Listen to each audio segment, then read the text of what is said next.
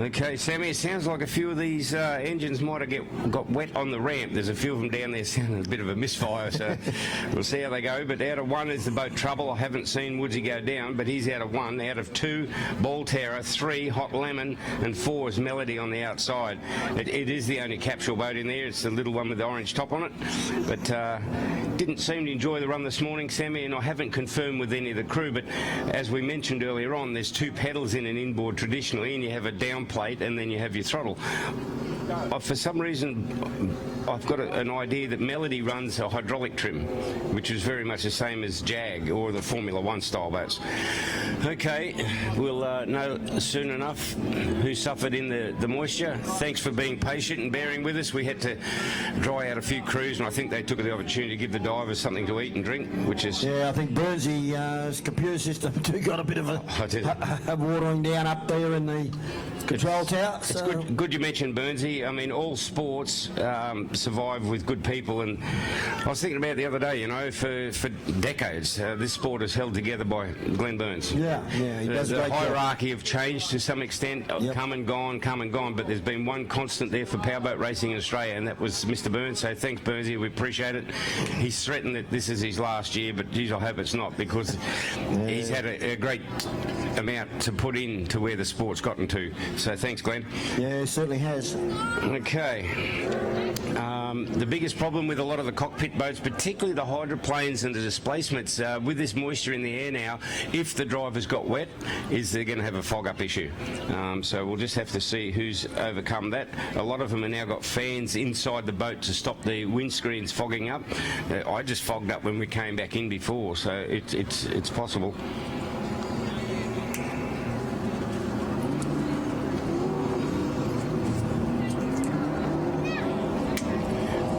If Dave Minton, Dave, if you're free, come down to commentary for a second. Dave Minton.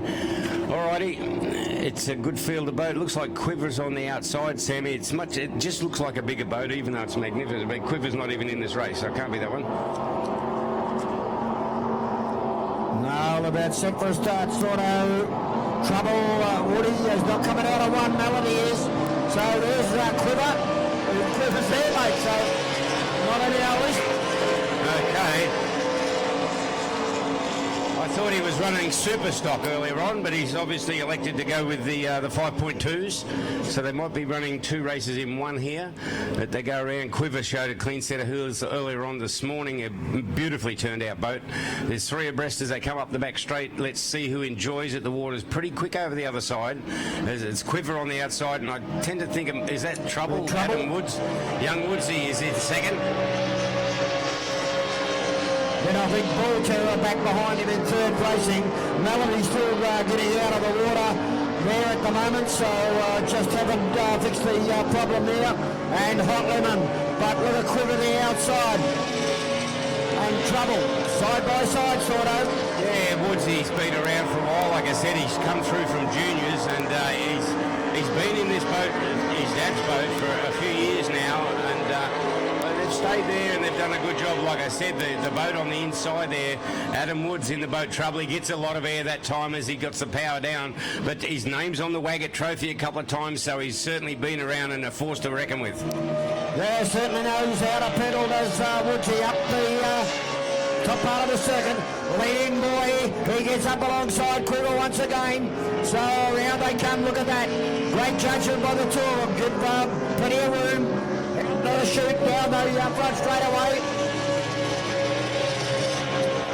Yeah, the longer boat certainly enjoying the getaway, but mid-straight to the top end, it looks like Woodsy's got the speed, so they've gone back in there once again side by side. Sammy, they've gone around.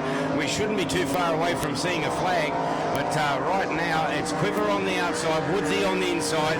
The Melody now just going through, that's the orange top boat, and then Rhonda at the rear of the field. But Quiver now starting to exercise the size of the boat. And absolutely is Quiver starting to get the upper hand here as they come to the top quarter once again. Around they come for the checkered flag, Storno, and it looks like Quiver's going to take it about 3 or 4. Oh, Woody, that's uncharacteristic.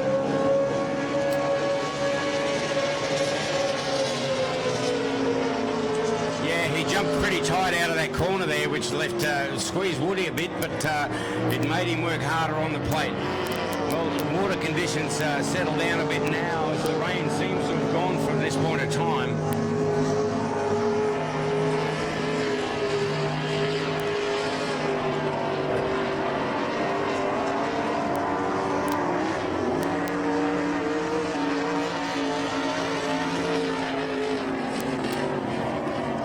As Kilpatrick just finishes the race there with Melody, and then we have Rhonda all the way from Foster, so she's all but a local.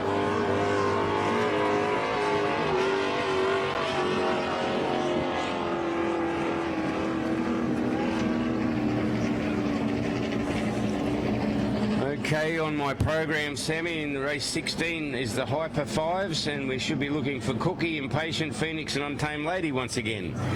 And let's see for Impatient. He's out of pole 2. He's elected the outside at every race this morning, but he's been carrying some sort of issue. Obviously not terminal because he keeps fronting up, but it's certainly not finishing the race the way he'd like. Phoenix is supposed to be out of 1. Cookie, Impatient 2, then we went 3 Untamed Lady, and 4 is Cookie on the outside now. I don't know if they fixed that because he went up and never came back. Did they go and get him? No. They dropped him up some bait in the fishing line.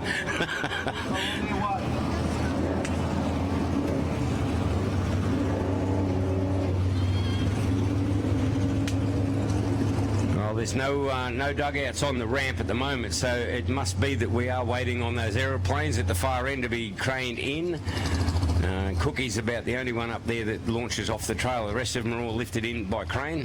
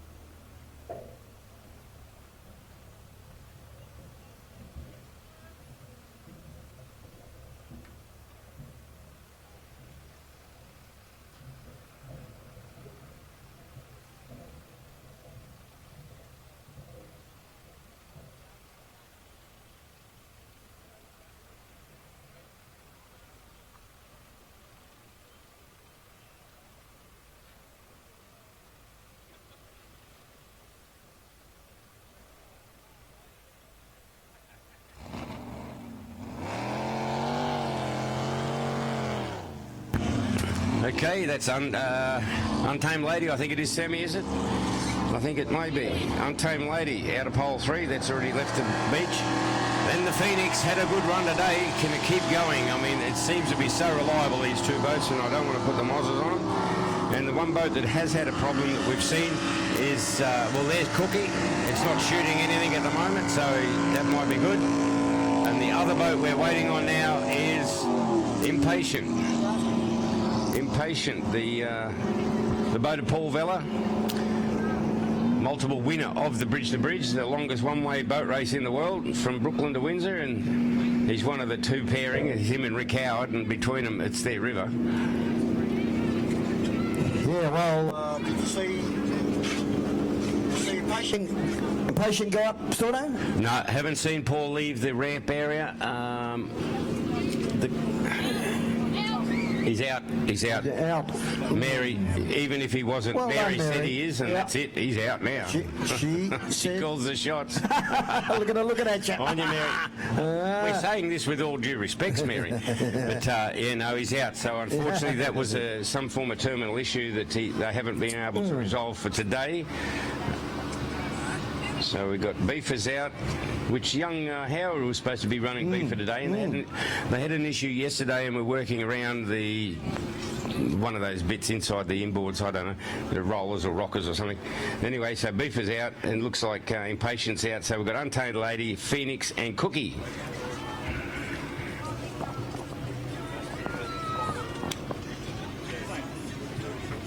go. He said, I don't know if it'll... Are they? Whatever. A lot of moving parts.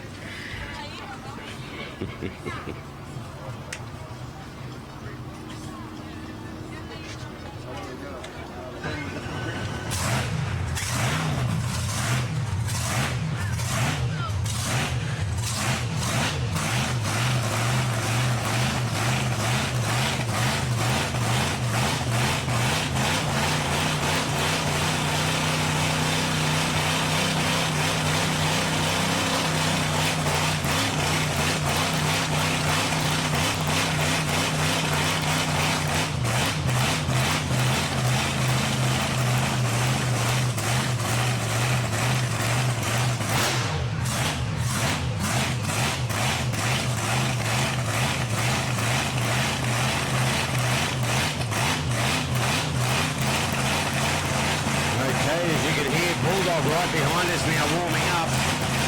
They must have a race coming up fairly soon because Mal McCall in the chase is sitting down on the ramp. He's on the water ready to go. So Mal McCall's ready to go. Bulldog warming up behind us in the commentary as the hydroplanes now. Bring it on down as the Untamed Lady in the Phoenix, Sammy. And Cookie's nowhere to be found. Cookie's up fishing again, mate. He's up the top. He likes up fishing up there. Mate, Cookie needs to go to Specsavers. He hasn't seen the start boat. Looks like the Phoenix going to come out of the shooting back. Thought as they wheel way up the back straightaway. Untamed Lady going out very, very wide. So a big sweep there made up quite a bit of leeway on the race leader as they go up towards the top part of the circuit. Yeah, two-boat race at the moment. As we said, Cookie stopped at the far end of the course. And, it's all Phoenix right now, and he's gone on with a good day so far up here at Taree. Untamed Lady, a magnificently turned out boat. He's going to slide it around the outside. Here it comes now, and keep the speed up, and maybe just lacking a little bit of horsepower compared to the Phoenix as they bring it on now.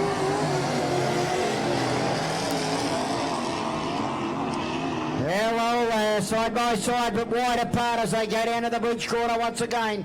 And that is the Phoenix over on the inside. Untamed Lady make a sweep around the outside as they swing around there.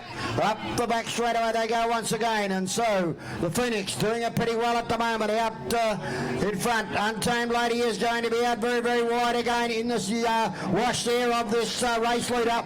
So going very, very nicely up the back straight away, this race leader. He does, Sammy, and just while we're looking at the northern end of the course, have a look at the southern end of the course around the turn, boys. Just the two little hydroplanes, they are boiling that water up big time. So they're certainly making their impression felt here at Taree as they come around. The Phoenix in a class of its own right now. I think the one boat that would really have kept him honest maybe would have been the Impatient boat, but they've suffered. And I'm pretty sure the Untamed Lady, that's a Howard Hydro built by Graham Howard down there. I'll have it confirmed, but yeah, it's a beautiful boat. Yeah, certainly is a very, very good boat. But race leader, the Phoenix, up the back straight away once again. So got right away from Untamed Lady at the moment, who swings out again very wide. Storno going up that back straight away. I don't think they've done anything wrong. I think it's just short on the horsepower stakes at the moment as they go up. The boat looks tidy. It's going as well as it did this morning. It's just the water's not that fast for them, particularly over there in the shadows. But the Phoenix coming around, it should be pretty much the last lap. I'll get it confirmed.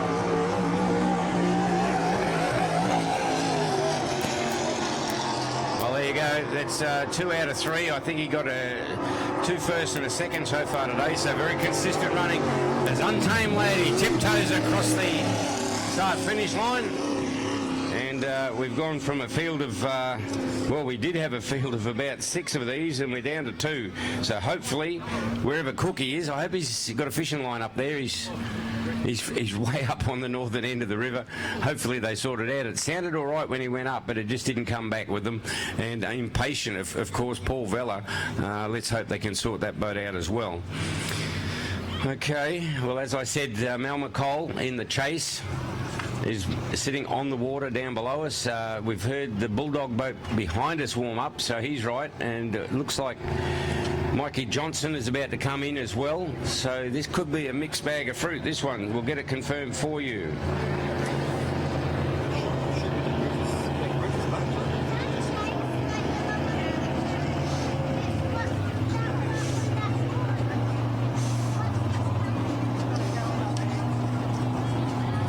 Yeah, well, the Griffith Boat Club, 6 litres, 4 laps. I've got a sheet here giving polls for all 8 boats. Now, I don't know if they're going to put them all together. It'll be pretty busy. Oh, they split them again? Okay, that's fine. Because that would have been pretty busy, that. So we're looking for lock and load. Joe Jr. Impulse has been going great today. Hostage, Shenanigans, Too Addicted, Turn It Up, and Explicit.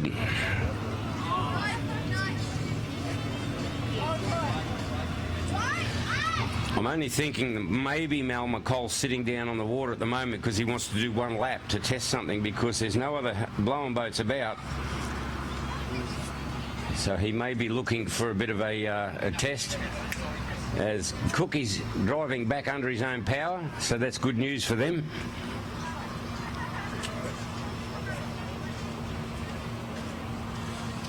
What are you up to, Sammy?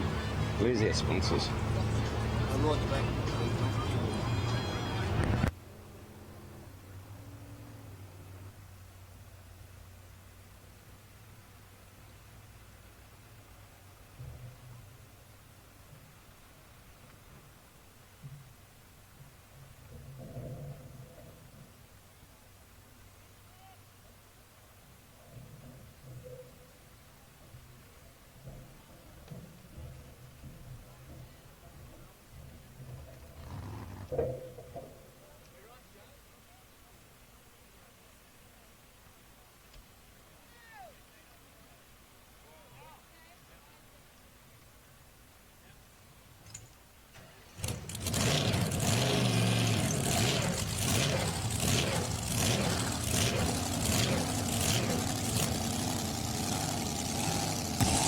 Okay, I was wrong, Sammy, because She's a Culprit was sitting down on the water as well. So She's a Culprit had a win this morning. Mal McCall in the chase, the 2 of them, the 2 blowing boats. Is Bulldog still here?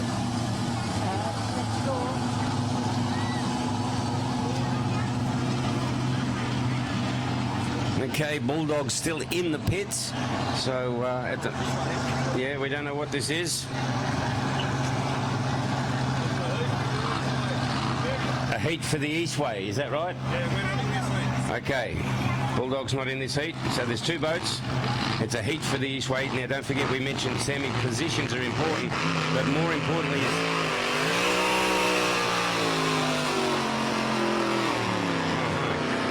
I was about to say it's important to get a good position, but it's more important to get a quick heat time, and I thought that those 2 boats may have had a very fast heat time.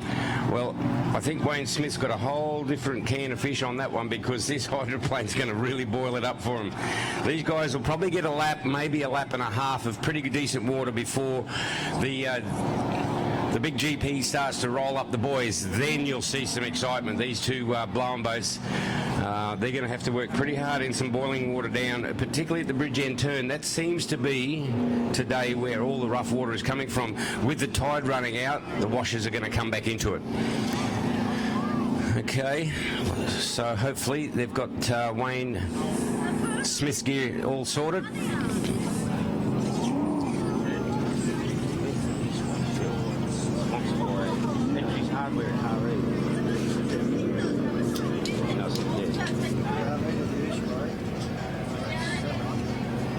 And the Eastway Shield, the New South Wales Unlimited Inboard Championship, it's a 4-lap race, so that's a lot of pressure to put on some of these displacements particularly, is proudly brought to us by Prix Hardware here at Taree. So for any of your hardware needs, please look after Prix. And as I mentioned earlier on, don't forget, if you're after soft drink, buy Saxby's. They're a local firm and beautiful. I've got one here, a lemon squash, I think it is, Sammy. But yeah, the Saxby's, the soft drink company from here at Taree. Thank you for your support and your refreshing drinks. No, all 3 are up. Yeah, all 3 have gone up. The Chase was out of pole 3. She's a Culprit was in 1. And I'd say Tina Breeze, Wayne Smith will be on the outside. Traditionally, even if they're drawn the inside, they will take the outside because they're so much faster if they can keep their elbows running and keep wide. Hang on, one of them's coming back in earlier. He's jumped the start by about half a day. Tina Breeze is coming in. Oh, that's bad luck. So that we revert back to this will be a very fast heat then. So Tina Breeze, unfortunately, suffering a problem. Mel McCall's now squared it up. Dean Barry's in one. The Chaser's in two. Sounds very, very flat as they come down. Oh, beautiful start. Side by side, she's a number, Dean Barry. Mel McCall will chase you outside. They go to that bottom corner. Bridge corner the first time round. Who's it going to be? It looks like Dean Barry and She's a Culprit got a nice corner there. Mal McCall's gone wide. He'll find some water, get the power down. But I tell you what, Dean Barry, like a wick up, mate, and send it. That looks very, very fast. Yeah, he said time to go. And the big blocker rolls up to the top corner. Mal McCall can run that corner a lot longer than She's a Culprit, Dean Barry, as they come into the front straight away. Very neat and tidy that time around as Dean Barry takes it down once again. So too Mal McCall. Wow, down towards the bottom corner bridge. And once again, Dean Barry in a big 21 Charles Place. She's the culprit. Shows the way out in front. What can Mel do? Well, he'll be trying his hard out here as he comes out of the chute. Dino up the back straight away once again on a big block. Fires away. There's the chase. Look at that. That is going hard. The chase up the back, Dino. Yeah, Mal McCall is in a smaller boat, but he's working it hard. You can hear him rumbling in for the... He's gone wide there. He's kept it. He's looking for some good water. Get the plate exchange happening. Here he goes. Powers it down. A nice exit. Mal McCall gets a bit of water.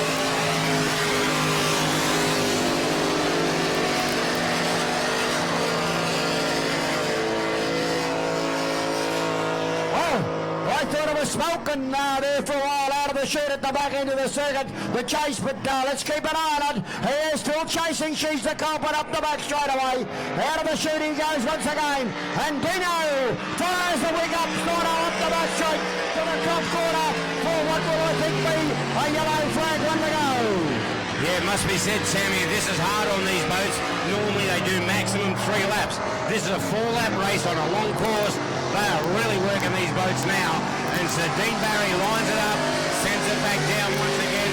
He's doing it. Oh, doesn't sound happy. Mal McCall, he's still on the chase. Oh, 1 lap to go as they go down to the beach corner the last time. And they're about to swing out of the bottom corner up the back straight away. She's the culprit, Dean Barry. Lights the wick up once again. Oh, got into a little bit of riding. Oh! Gone! Oh! Mal McCall's about to grab on the outside of him, Storno.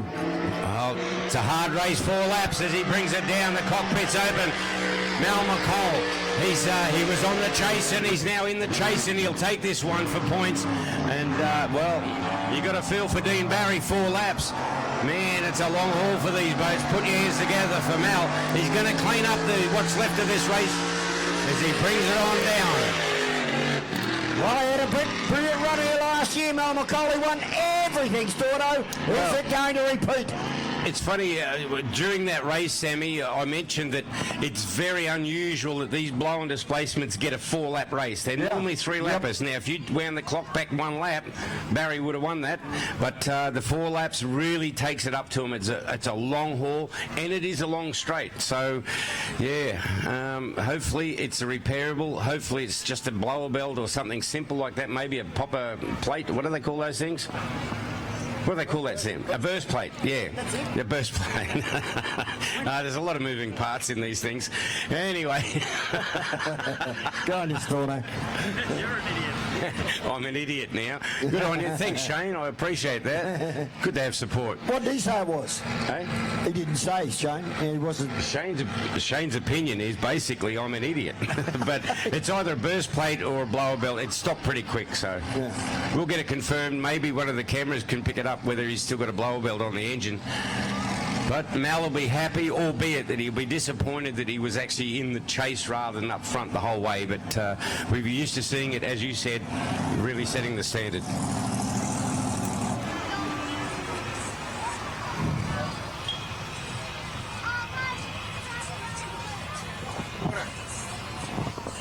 Nick, come on in.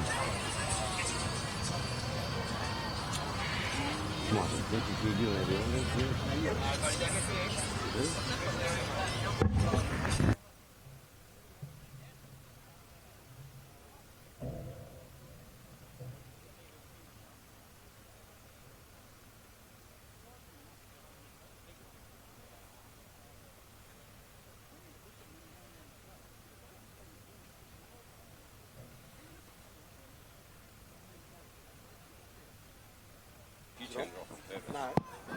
Okay, just while we're waiting for Dean Barry to be brought in, special guest up here, Michael Clinch, mate, the mechanic. We sort of put the mozzers on you a bit this morning. We said that it was your dad's dream like 30 years ago to have this twin opposite rotation deal. There's not a problem with the drive unit and the engine's strong, but you've got a problem with the boat. Yeah, mate, yeah. Unfortunately, we get everything else sorted out and then the crack opens up in the boat. And we've had Ricky Howard have a look at it and he said park it up, otherwise, you know, it could end up in the bottom of the river. Okay, let's get back to something that we can control. Explain to us, I had a look myself just to familiarise it, but the two props are on the boat. They're on the same shaft, all but for want of a better explanation. The front prop is left-hand rotation, the back prop is right-hand rotation, is that right? Yep, that's correct, yeah. Two counter-rotating props in line. The big advantage of that is the second prop catching the water that was wasted from the first, or what's the concept behind it? Oh, one prop makes better acceleration. The front prop leads for acceleration, and the back prop it makes the speed once you get them turning.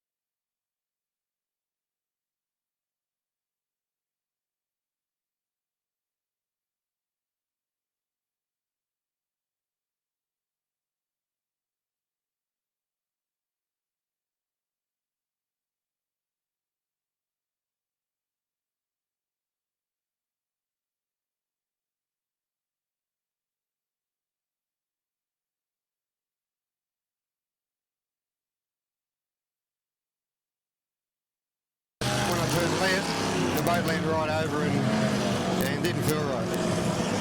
Thanks, Michael, and thanks for explaining the setup to us. If anybody does come into the pits, don't forget no drinking, no smoking, and covered shoes. I'm sure you guys are only too happy to show people around the boat and how it works. So, Michael, mate, congratulations. You're living your dad's dream, because this was always going to work, but he never got to see it happen. But you're making it real. Good on you. Thanks, Mark. Thanks, Michael. Talk to you, buddy. Well, there you go, Sammy. Oh, did you want to ask him something? No. Borrow $10 off him or something? Yeah, we need a drink.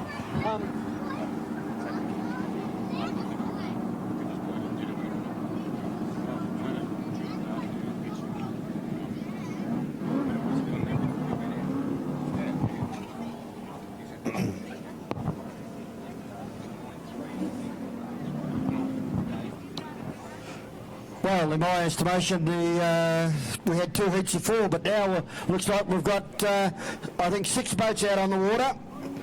I saw Shenanigans go out. I saw Too Addicted go out, Joey Jr.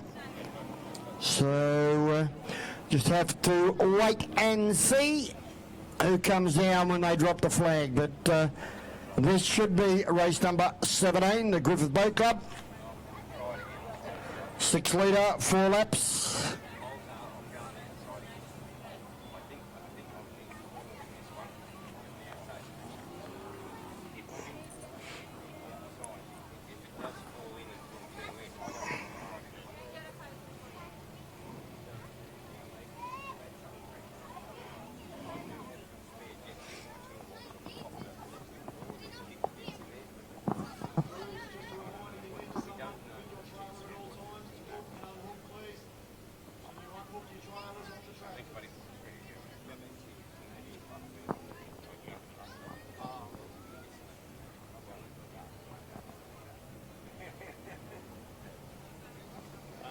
Let me have a look and see how far away was it before the next outboard.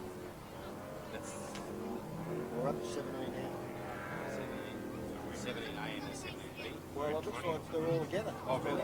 Looks as if, I thought there was about 6 went up there, but there's 8 or so, I don't know. So then the Superstocks and we're up there. Which one Yeah. And I was to be 4 to go outside.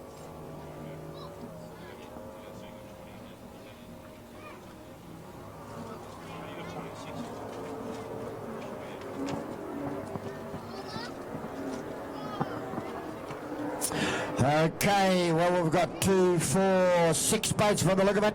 So we'll just have to wait and see when they come onto the course proper, who is not out there, and I'd say Turn It Up as one of them.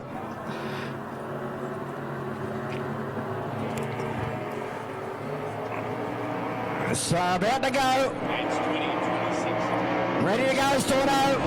Oh, good line up. Turn It Up's there. Yeah, good one there. Look at Explicit. He is really all over the top.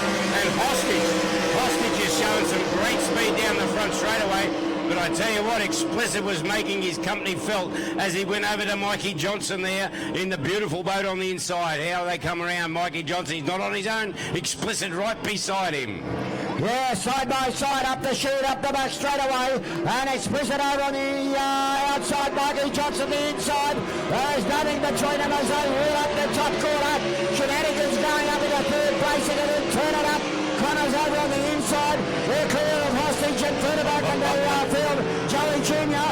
as they come into front straight away. Ernie tried to keep him in that time, but young Mikey got away with it. Here's a gun run off of Patterson and also Pugsley. But down the front straight away, Mikey Johnson in pole 1. He's held his own. Ernie, he's trying to keep him working hard on the boys. Oh! He's gone around. Well, he's been working that boy hard, and it just paid off for him. Yeah, he certainly did. Went in and just got caught in maybe the wash of Jono, and around she went. But it's Michael Johnson to Addicted. So the two returns are out there, 1 and 2. Storno, it's to Addicted, Michael Johnson, Connor, Patterson, Turn It Up in second placing. Shenanigans, Chris Pugsley for third, Jimmy Shannon, third, and then further back to Hostage, and Joey Jr. Mate, there's going to be a big hole down there where he spun. So Mikey Johnson, he's about to drive into a big hole. Let's see if he gets around it. There'll be a big hole there where that boat spun.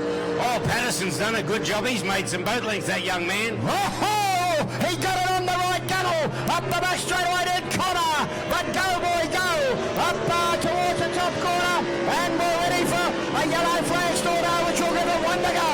1 lap to go as Herney now. He's rounding up. Checkered flag. Checkered flag. Herney's taking the yellow and the checkered at the same time. That's young Mikey Johnson. He took the pressure on and he's cooked it. So too Patterson into a good second. Mikey Johnson does a bit of a wheel stand as Shenanigans just doesn't sound that good. The Hostage now goes across and Joe Jr.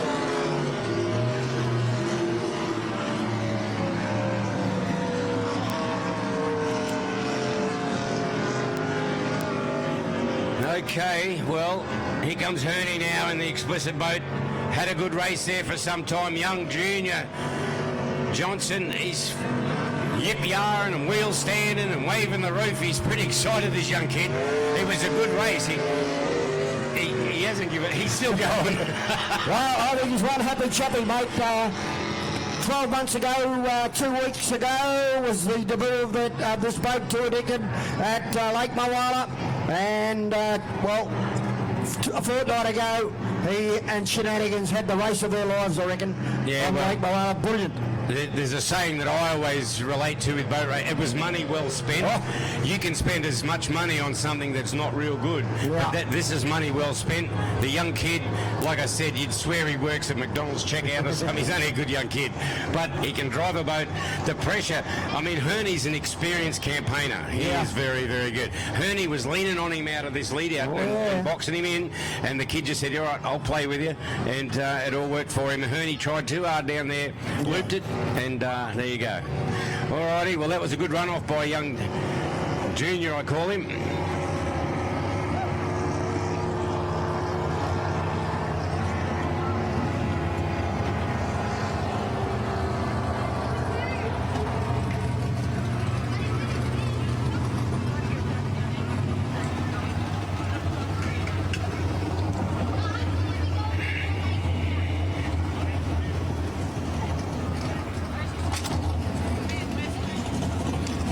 I don't see too many boats just here on the ramp area at the moment adjacent to us, so possibly the crane is in action, and if so, we're looking forward to seeing some aeroplanes. Should have 3 of them. 3 hydro?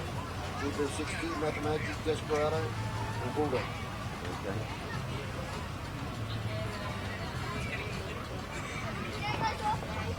Okay, we'll just wait to see where the action is. Bulldog on our sheets is the next one in. Mathemagic is a starter, so we'll just wait to see who is ready to play the game. Mathemagic, Sammy, traditionally Bryant runs a small block in this thing, and he's had, I'd have to say, a terrible run of late, in the last year or two. Matty Ferris has come to the party and I think pulled the big block out of Tattoo. Well, one of Matty's engines, he's probably got a lot, but he's pulled the big block out, and so Matty Ferris, who owns Tattoo and all of those KTs, they've put their engine in Mathemagic. It looked pretty good yesterday in practice. It was misfiring a bit, but they always sound a bit doughy when they're actually fat, so hopefully the boys can turn a few laps. I just saw Matty Ferris here before, and he seems pretty keen and excited about the whole thing, so we wish Ian Bryant all the best for this one. Yeah, well, he will come out of pole position number 3. So Desperado out of 1, Bulldog out of 2, Mathemagic out of 3, GP60 Wayne Smith the outside 4. Well, I'll tell you what, Bulldog's going to have his work cut out. If he's going to shoot these guys, he's got to shoot them early, because come lap 2 or 3, he's going to be in a whirlpool washing machine there. They'll boil up. Particularly Bridge End. That seems to be the roughest part. It felt all right to me, but our boats are different. They're sitting on top of the water, not in it.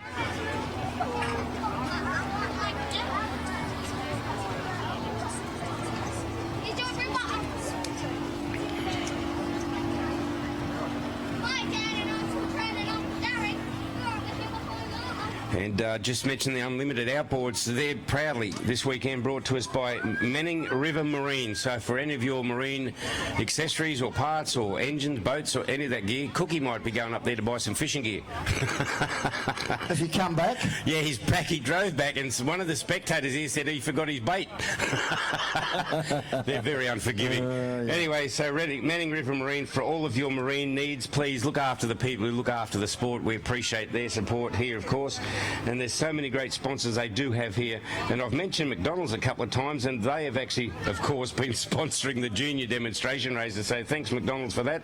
And as we get to the adults, they're sponsored by the Exchange Hotel, where I believe the big Prezzo is tomorrow night. Tomorrow night. That's where we hand out the checks and listen to all the excuses.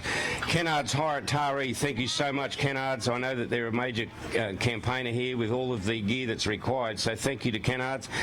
Bakewell Haulage, and that's a famous name, eh? That's a great name, isn't it, eh? Bakewell. Yeah, imagine that. Eh? It was a very famous name. Ricky Bakewell. He baked a few people out there in the water. I don't know if that's his business and all, but Bakewell Haulage, thank you.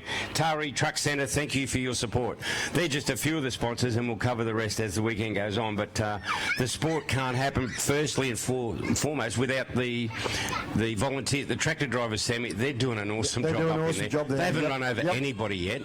And they've just done such a great job. They get the boats in and out just sweet as. So thank you to the tractor drivers and the tractor suppliers.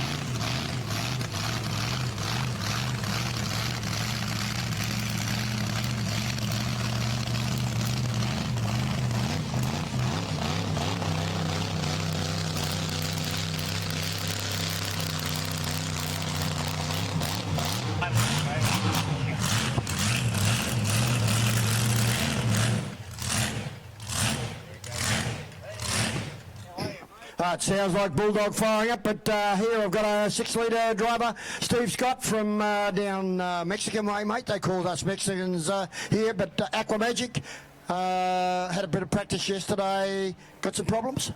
No problem, Sam. We lost a prop 2 weeks ago at Mulwala, our good propeller. So we come up here and we didn't know what we had. So we had a little propeller that we'd used a couple of times, but it wasn't our preferred propeller. This course is longer than I think any course I've ever run on. So it was just to try and find a gearbox to work with that propeller. Okay, mate, Yarrawonga 2 weeks ago. Repocharge. You and Desperado. What a race. That was awesome, mate. See the crowd really got behind you when you come out, especially that top corner, headed towards home. You must have enjoyed that.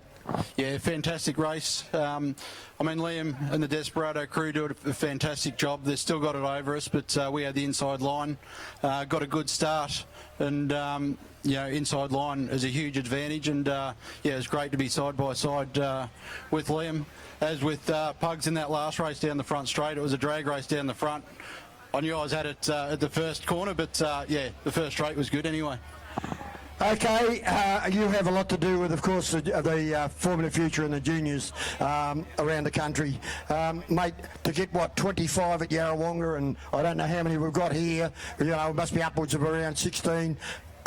You know, you must be thrilled with the product that is coming forward. Yeah, absolutely. I've been on this now for 3 years in Victoria. I took over a VP Formula Futures down there, and a big push. Because my son was old enough to start racing. Unfortunately, he can't race in Victoria because of the powers to be, but you know, Formula Future, it is the future of the sport. We need the kids involved. We need them involved young, and hopefully they'll stay with it, and the senior ranks will swell in numbers also. But as you say, 25 juniors all at one venue, mainly from New South Wales and Victoria. It was fantastic. Mate, not only boys, girls are getting into it too, which is great, and they seem to you know, like congregate together and enjoy one another's company. When they're not racing, they sit down in a round circle up on the bank. So you know, that's pleasing. Oh, for sure.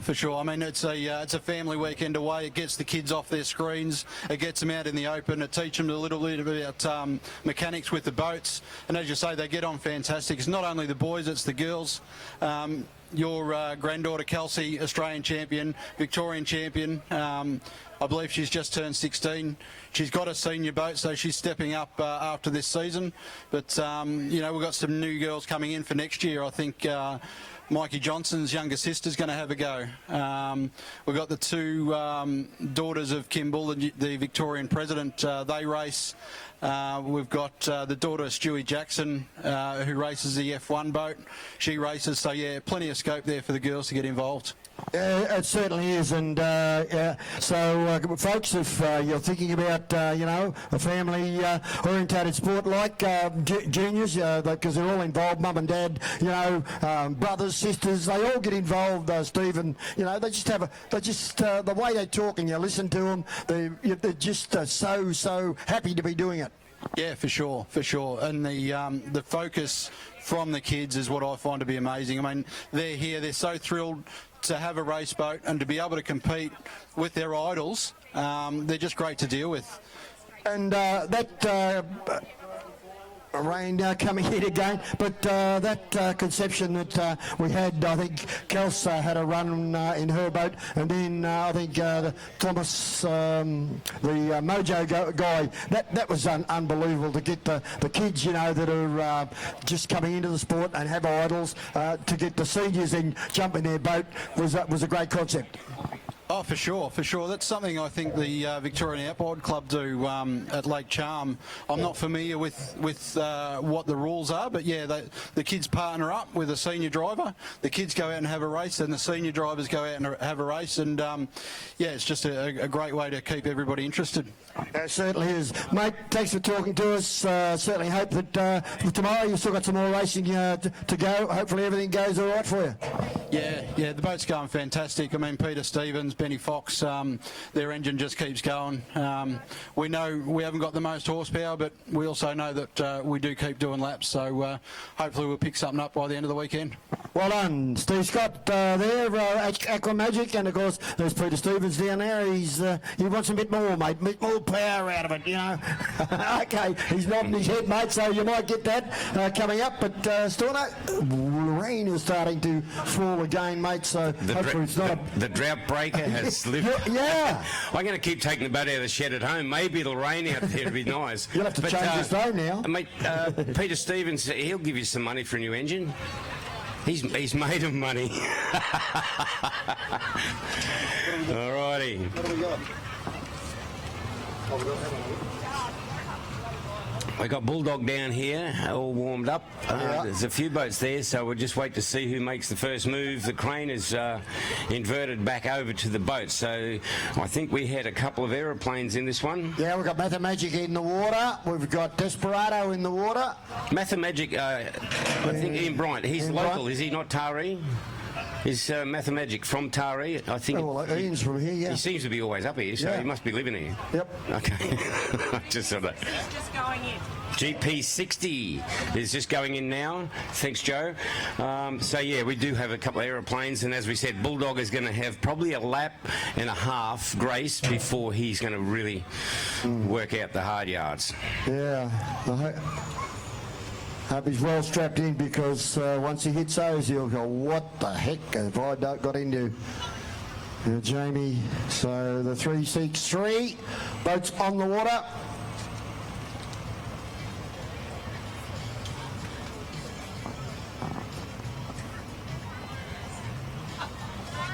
Just while we're waiting, Sammy, I was just looking through the draw here for the Unlimited, for the Liberty, and I'll just do a count. These are the boats that entered for it. Now, they've got to qualify, of course, or what have you, with heat times, but there was Explicit, Turn It Up, Too Addicted, Shenanigans, Lock and Load, Joe Jr., Impulse, Hostage, Turn It Up, The Blown Unit, Patterson, She's a Culprit, Chevy Chase, The Chase, and Bulldog. So all the big guys put their name up for this Liberty, and now they've got to qualify for it, so it'll be interesting to see who made the grade on heat times.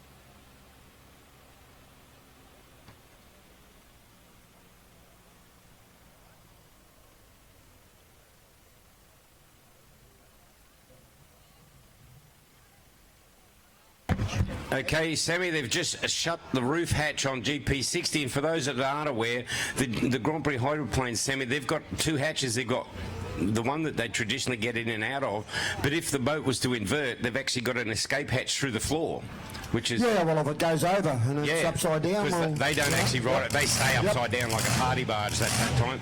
So they've got an escape hatch under the floor, so if a diver can pull you out through the floor, there's a release either side, in or out. Yeah, Ken Upton, where was it stored? It was at Yarrawonga. The bottom hatch opened up. Well, it happened on Shamrock for David Toyer many years ago, and actually sucked his leg out at like 200 and something mile an hour, and really smashed his leg up bad. I'm sure it doesn't. I haven't heard of it happening for a long time, but the yeah, so they've got a lot of technology in there. There's a lot of room inside the Grand Prix boats compared to the other type of capsules.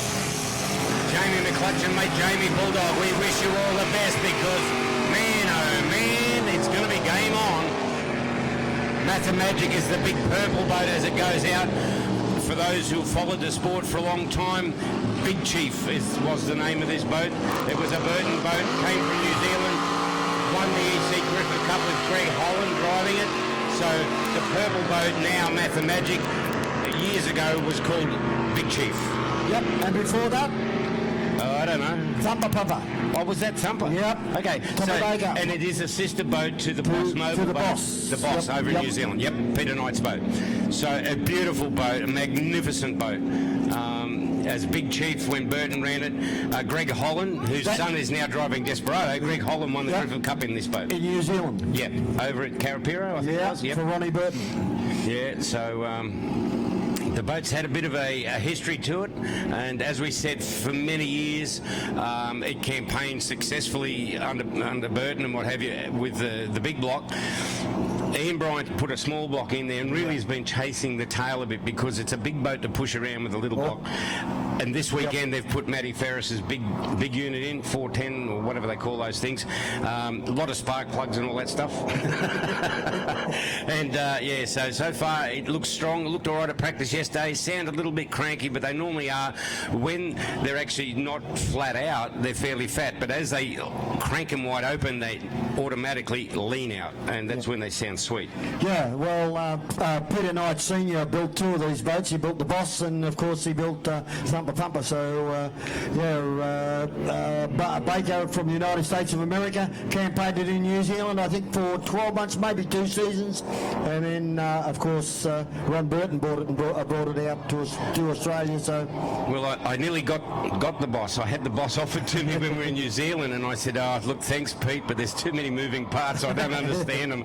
So Raymond Hart now drives the Boss over. The Boss over in New Zealand, and does a great job of it. Okay, we'll see Pickham as they come through. They've gone wide, just line up. Watch these hydroplanes. They are basically an unlimited speedboat as they come on down. These poor little Jamie in the Bulldog, he's got his work cut out.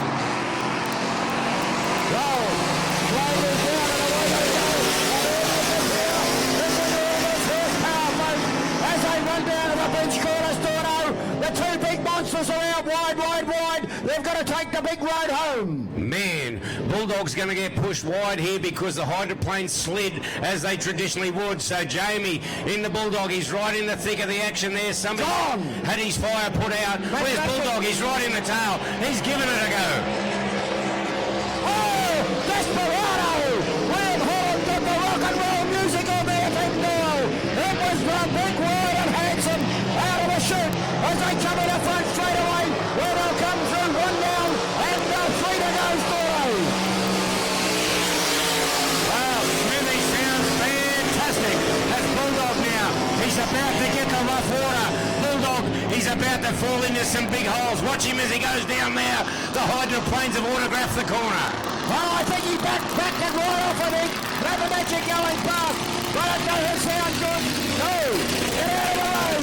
Have a look at this. Desperado, 6 rider, supercharged, ejected. Yeah, well, young Holly now on the inside. Watch Wayne Smith. Oh, he launches that boat out, lets it fly. Oh, he gets some hip toe there, hip toe, and he brings it round. Oh, man, it's aimed.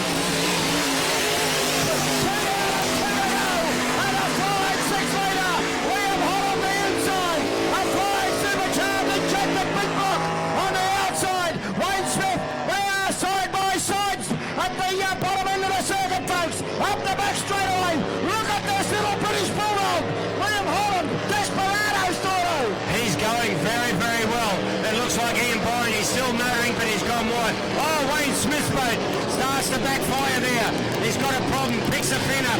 They're now into that dirty water, but it's all Brad Holland on the inside. Wayne Smith brings it round. One to go. Yellow flag out. One to go. That's Wayne Smith. GP system. Goes past the tower.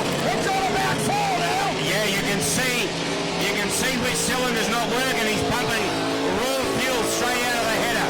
But it's all Wayne Smith now. As Bulldog, he is going to find some big ugly water when he gets into there this time around.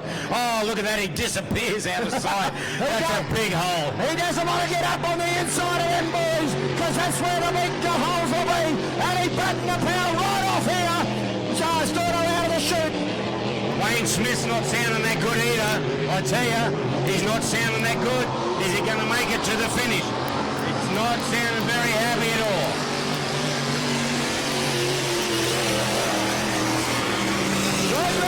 Great run by William Holland, the Desperado. HBR, Hollywood Racing Storno, over the line in second placing. That boat is for sale. Keep your eye on that magic, Sam. The forward zooming on this side, it's pumping raw fuel out of the exhaust. So you can see raw fuel coming out of the exhaust.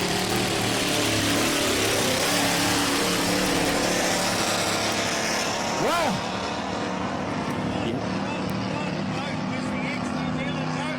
the purple boat. Yeah, that was, yeah.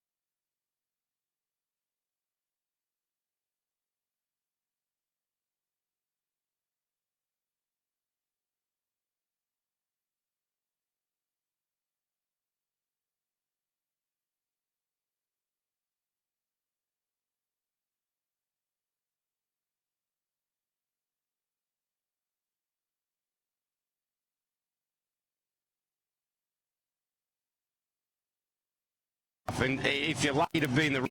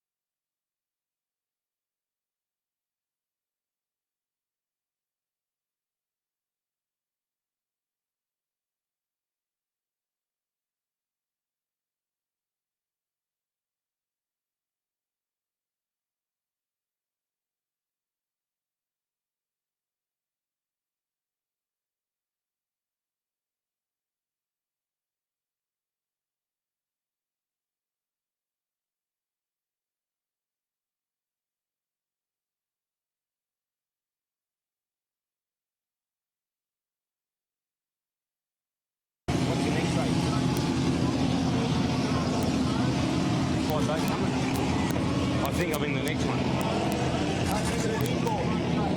Oh, I feel too.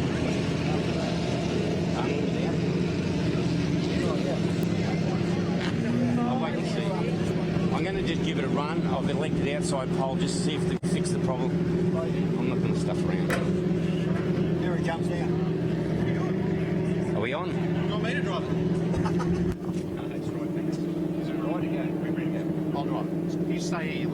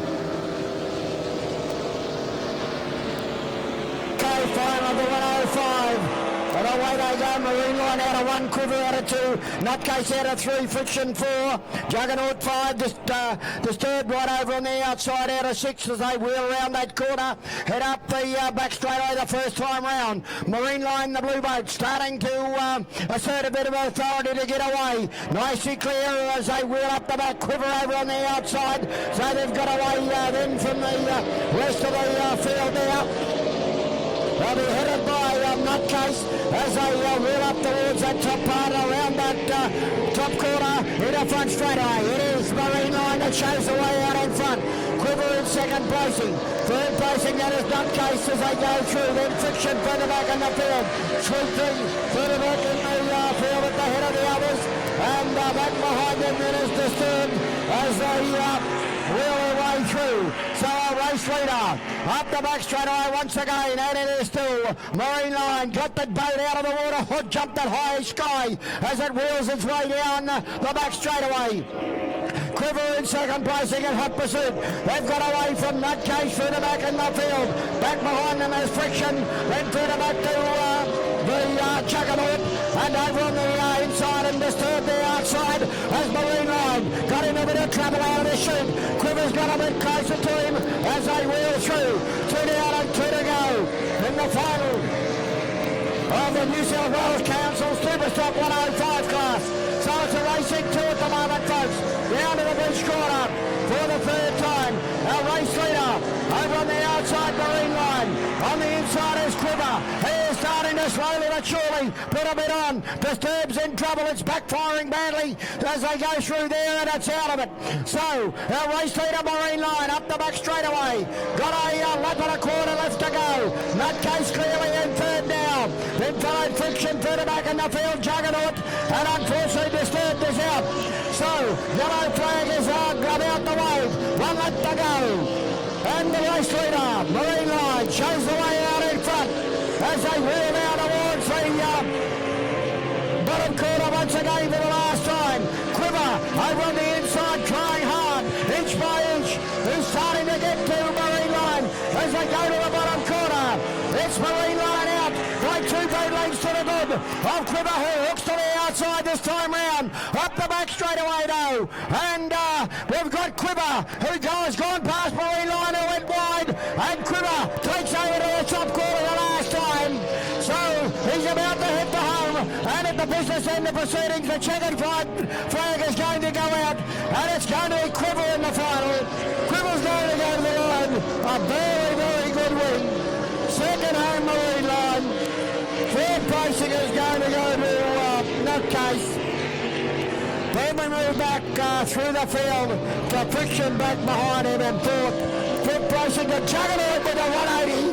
So he put a big one down at the top corner, Juggernaut. And unfortunately Disturbed failing to complete the course. You ever say that they run these classes in the junior pit area? Yep. Okay, well, he done it well, Quiver. Hooked to the outside at the bottom, and then Marine Line went wide. Moved it back to the inside, and away he went. Good win. The final of the NSW Council Superstock 105. Main Line tried hard all the way. Second placing. Third placing to Nutcase. Fourth placing to Friction. Fifth to Juggernaut. And Disturbed, unfortunately, at DNF. Okay, we've got a pair of spectacle glasses, or they might be the 2.5 or 2 glasses that has been handed in. Someone has lost their glasses up to the broadcasting point. They were found at the junior pit area. The junior pit area, I don't think they've got a PA down there, but if you've lost your glasses down at the junior pit area, come up to the broadcasting tower.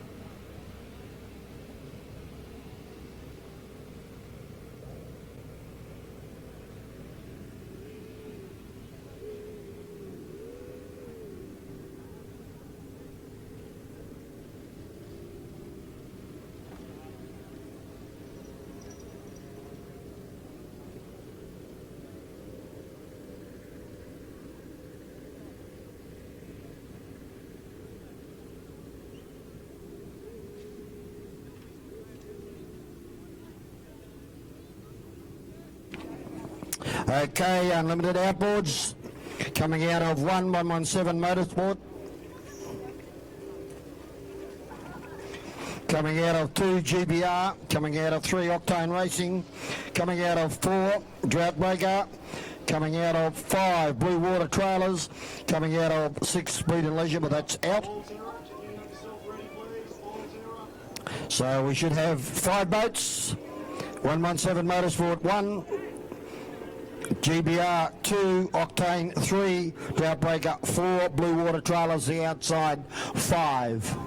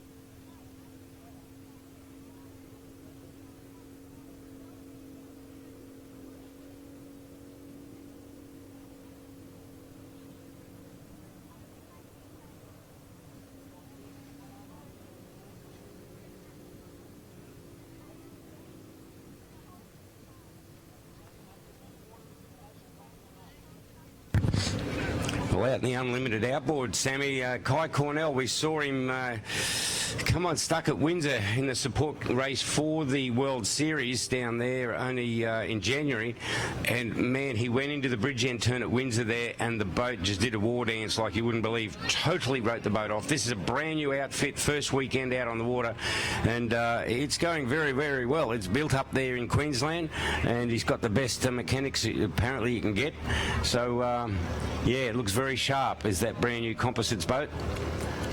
Banksy, this is normally what we could classify as two of the fastest tunnel boats in the country is Reece Coles and Greg Banks, and let's not forget both of those boats belong to Malcolm Jemison in New Zealand, so Jemo certainly knows how to trick these little tunnels up. This was one built and designed by Malcolm, and the Greg Banks number 14, a very, very quick boat. It has won the Australasian, Australians and so many championships on the way. I think it was one of the first winners of the Liberty Cup when the outboards could run in it. So we'll just see how they go. That's Greg Banks on the second from the inside there. You can see the sheer acceleration as he goes down the outside. Blue Water Trailers. Man, this thing's got some speed on it. So too Peggy with the Opti, but they've gone down there. Banks is going to take this boy to himself. Eastway final. Yeah, certainly is. He got a flyer, Warren Golding there in the Blue Water Trailers with our boat trying to get up a little bit closer to Banksy as they wheel their way up the back straightaway. Further back in the field, Kai Cornell having a good dice with Matty Peck over on the outside, Storto. So keep an eye on that one, but it's all Banks at the moment. Yeah, Banks in a nice clean corner. Lick it and send it, boy. He's put it back on the water pretty quick. But 24 volt up trim, 12 volt down trim, so they jump pretty quick. But I tell you what, I'm impressed with this number 61, Sam. That's travelling very, very well. That certainly is the Blue Water Trailers boat as Banksy goes out on the bridge corner and up the back straight away for the second time. Look at the power go on there, Storno, and away she goes. But I tell you what, Blue Water Trailers, he's doing it pretty well here. Warren Golding going up towards the top corner, and then further back in the field, getting away a little bit now is the 117 Kyle Connell in the 117 Motorsport, and Matty Peck in the Octane Racing. But it's all Banks at the moment, Storno. Yeah, he's very quick at releasing this boat. We call it a freedom release because he basically launches it into the air. Once it jumps for joy, bring it back down gently and get the power on. But you can see it go once again. This is the KRB from New Zealand. He lights the wick, sends it, and now you'll see it settle down as the tail stands up. But the Blue Water Trailers boat doing nothing wrong. But I'll tell you what, he's got a pretty seasoned campaigner up front there, young Greg Banks, as he takes it up once again. See if he can release it. He's got a checkered flag, a freedom release, last corner. Pretty resolved that time. He hasn't gone too berserk. So the number 14 boat there of young Banksy, a great drive. I think the standout one that really is looking good is the Blue Water Trailers boat there. It's an injected 2.5. It's the Kai Cornell outfit. I think it might have been, Sammy, you saw it this morning. I think it may have even looked a bit sharper this morning than it does right now. So they're obviously making some adjustments, trying to chase the performance in the setup. But Matty Peck there in the Opti. So the first two boats that we saw running are pretty much what you'd call a 2.5. They're serious little monsters. And the other two, the Opti style engines, particularly the Matty Peck one, and they actually have a life mode in there that if the engine feels like it's going to be hurt, it goes into a limp mode. So if it feels it's getting too hot, not getting enough fuel, you're over rev me, it'll just go boop, boop, boop, boop, and it drops back into a limp mode, which has saved a lot of people a lot of money. That seems to happen to me occasionally, mate. I'll go back into limp mode. You know, when the pressure goes on. Yeah. Okay.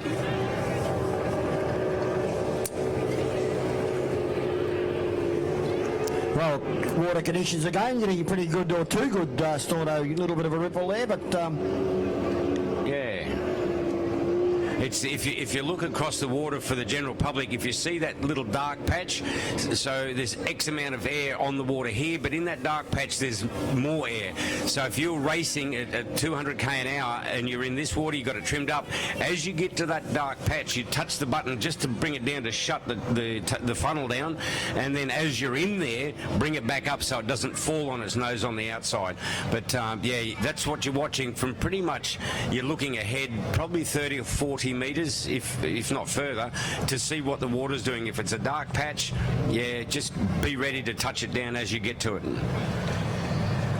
Anyway, so Banksy, he's just docked up another one.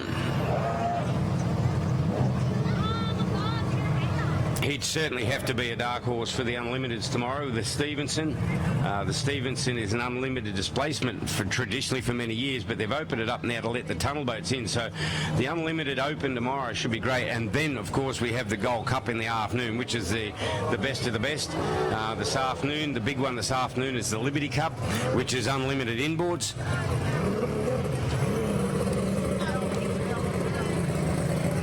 The Blue Water Trailers boat, Sammy, I think one of the nice things too is he's a former inboard racer and he saw the light and he went to outboards and he's enjoying it too.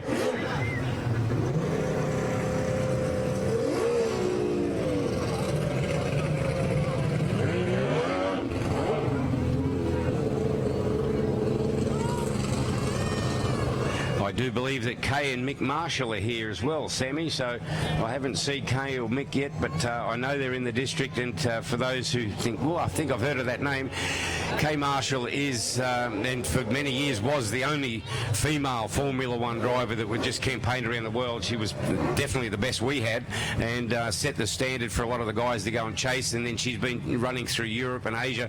Had a bad one about 18 months ago, and was lucky to survive. They pulled her out like dead. Yeah, they went chasing her because she was good looking. Yeah, she was. Well, still is. Yeah.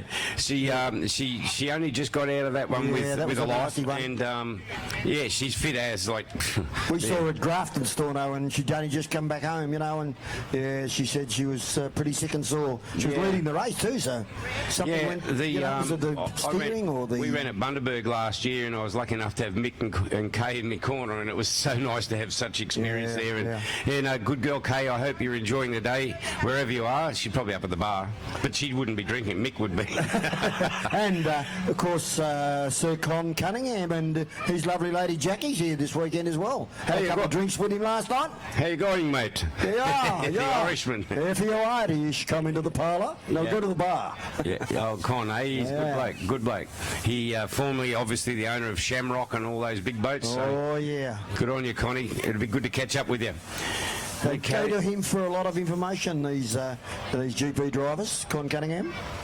They what? They go to him for a lot of information. Yeah. But he said, you're high tech now, you do it on your own. Yeah.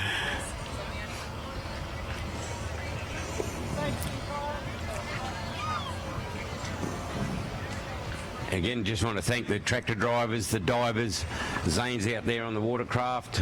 We cannot go racing anywhere in the world, particularly in Australia. I think our safety things that we have in place here advance far beyond a lot of the other countries around the world, and the drivers have to comply with things like breathalyzer, 0. We have to do all of the gear that goes. If you're in a capsule, every 2 years you must do a cell immersion. So they did one here yesterday in Taree. So you're basically strapped in a cockpit with a blacked out helmet, all the gear, and they roll you into the water. You've got to undo the seat belts, take the roof off, do all that stuff, and just to familiarise yourself with how to get out of a cockpit. And all cockpits are different, and that's fair enough, but it just gives you that experience of extracting yourself from it. And as much as some people may be scared of doing a cell day, the fact of it is that that experience hasn't just come on the back of a 180 km/h crash, which is really daunting. You don't know what's up, down or sideways. So a lot of the boats, as we said, they've got oxygen on board. Some of them are automatic feed, so if the sensors in the mask are immersed in water, they just automatically start pumping air, so you could literally be unconscious and it'll just keep you breathing. So there is, I think Lifeline is one of the better known brands that they use. Bit different to the old days, Sammy. Bailey and I used to have a garden hose go from the steering wheel up to the front of the boat, because that's the last thing that sinks, so you could just breathe through the garden hose. Yeah, I noticed a lot of... And it always worked until a wasp blocked it up or something. I noticed also a lot of them have a smaller cylinder storno strap to their leg. Yeah, pony bobble. So they can get away from the big one once they have about bring them out. They have about 5 or 10 breaths in them. I have one. The problem is they're so tight in the boat that really you can't get your elbows out beside you to grab it. So it's really whether it's going to be a nuisance to get out in a hurry. I have it, but it's in the it's in the sponson somewhere. Every time you go around a corner, it just takes off to the right. Yeah. Okay, green flag's out. Melody's ready to run again. The Kilpatricks, as we said, I think 3 or 4 generation family. So too the Beasleys. They've been around for a long time and they've been racing for a lot of years. And I have it confirmed, but I think that Blue Water Trailers boat may be one of the boats that Ron Beasley built, RDM Engineering, many years. Okay. I think I always joke and say it took him 65 years to build it or something, because he was always building this new boat. I have it confirmed, but I think that may be it. Maybe the old RDM boat. A fortnight ago down at Yarrawonga, they had one of them Babba racing boats that Jamie Mahoney had, you know. Yeah, the TBR, that's Team Bricker, yeah. Gavin Bricker's Well, Bailey had a couple of runs in and said, look, thanks all the same. It's a pretty looking thing, but I'm getting out of this before I get wet. Yeah. And Bricker, of course, being Bricker, he said, yeah, I'll fix that, I can do that. And I wasn't there, but it pulled some serious air on him. Did, by gee. It was built for the International Boat Show, and it have equivalent to like $50,000 worth of airbrush work. A magnificent looking boat. It's like as if someone punched it in the nose and sort of blew it back and the sides went out, and it's entirely different to what you're used to. It's sort of got the front on it like the Benetton Formula One cars. For a long time they went real funny in the front, and it's been designed in an air tunnel in Europe, the Babbas.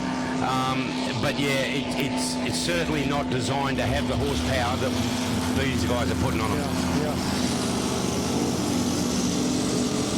Okay.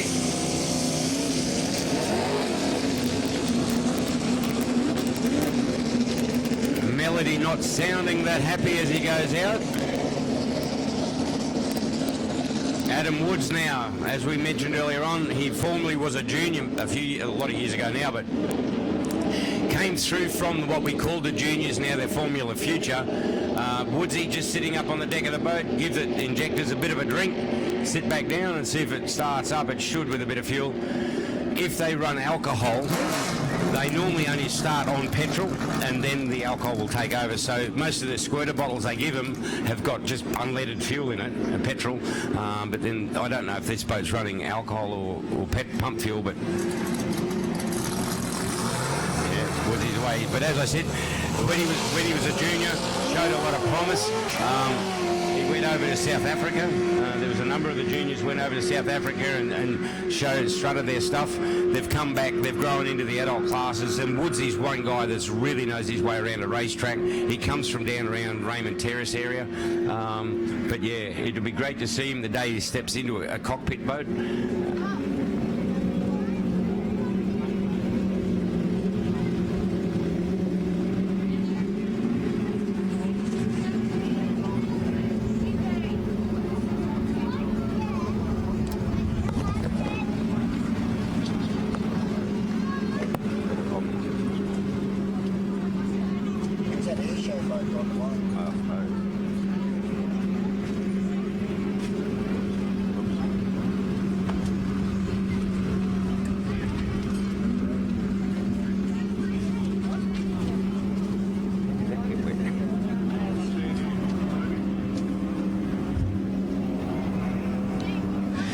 Okay, we'll just mention a couple of the other great sponsors we've got this weekend, and most of them have been allocated to categories, of course, but we're just at random mention them and thank them.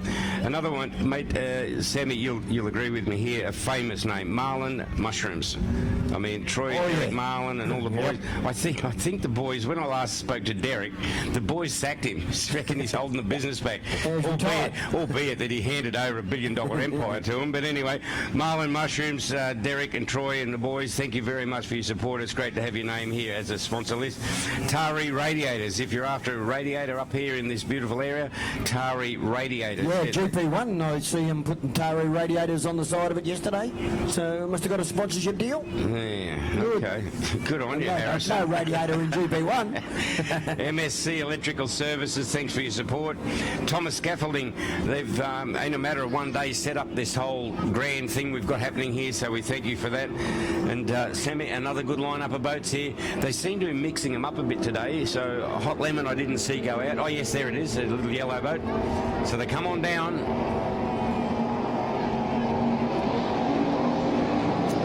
Well, flag is down, mate. Quiver got a flyer out of the chute. Trouble going up on the outside of him there. Ball over on the inside. Then Melody and Hot Lemon sounding a little bit the worse for her as well, mate. Yeah, no, it's going pretty well. This is like Groundhog Day out there. These two boats are going to go head-to-head once again. Woodsy's in second at the moment. Quiver's gone up front. We saw what happened last time. They were onto it. Oh, Woodsy gets some air and put it down. Okay, Quiver's gone away with it. So every time they jump out of the water, they're not going forward. But Woodsy's going pretty well. He's orbiting third now, and it's a big chase down, Sammy. Certainly is. It goes up towards the top part of the circuit. How they're going to run this Quiver down, I don't know. Very, very nippy boat. Shows the way out in front as they wheel around it into the front straight away. Bull Terror and Trouble having a great dice here. As Trouble Woodson goes past in the lead, standing still. So Bull Terror goes back to third. Then we move back to Melody further back in the field. And unfortunately, Ronda succumbed, I would say. Turned up down there of the leading. Yeah, I think Yellow Terror there, Rhonda, she's just she's off the race course, and the boats are Woodsy. There's some hard water down there still, but Quiver is absolutely looks that simple. You'd think anybody could do this, but he'd be working overtime out there. The boat looks good. They've come up into some buffy water. Woodsy's in a chase right now, but barring any problems, I don't think he's going to run him down, as Rhonda should be blowing off the course right now. Caution flags are out to let the drivers know. Quiver looks fantastic. Woodsy keeps it all together. Yeah, yellow flag out, one to go. Quiver goes down towards the bridge corner the last time. Trouble, Woody, trying hard to get it to the closer than Bull Terror. Further back in third place, second in Melody of Brian Kilpatrick, but up the back straight away. It's all one-way traffic at the moment, Stordo. This Quiverboat, very, very quick out of the chute. Yeah, he's brilliant out of the corner. He really does the exchange of plates in a nice job. Woodsy's pretty good at it, and he doesn't mind if it gets a bit rough. I'd just like to know what makes the big wash come out the back of Melody, because it really characteristically shows a huge tail as it goes around the corner. There it is once again down there. You'd expect to see that in a hydroplane, but it's all quiver now. Put your hands together. There's about 3 out of 3 today, and he's done a good job. Adam Wood's in the boat trouble there. He's just crossed over for the scores, and we go through. Terra comes through, and it looks like Kilpatrick's there in the Melody boat. Just a little bit too much air for him at the moment, but he'll round up the field. He's still collecting points, so that's all good for him.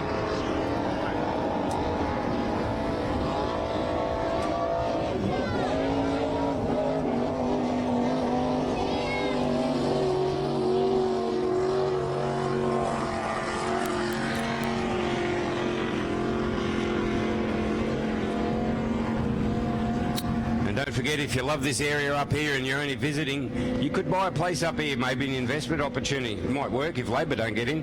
But anyway, Ray White Real Estate at Taree, if you're looking for a property rental, buying or selling, they're the people who've looked after us, and we thank them very much for that.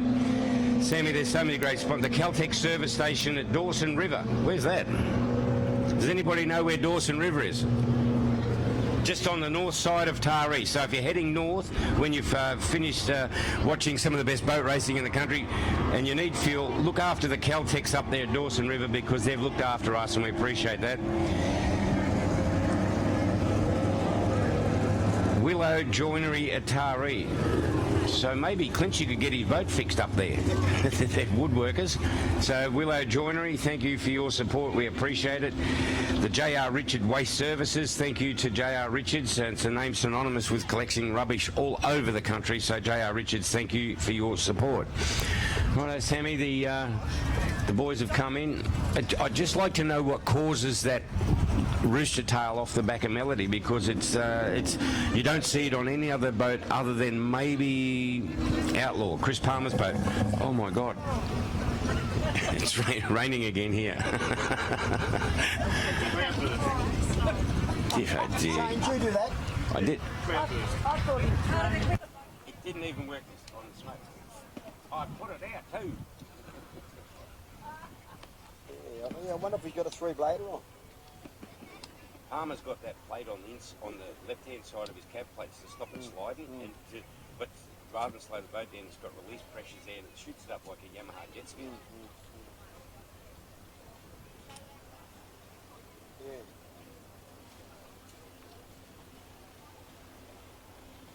I don't know if it's still an injected Nissan or something. They used to run on this. Yeah. I'm feeling so bad to sit here with the cake standing up. Yeah, I hope you are. Okay, I'm going for one chair. It's quite okay.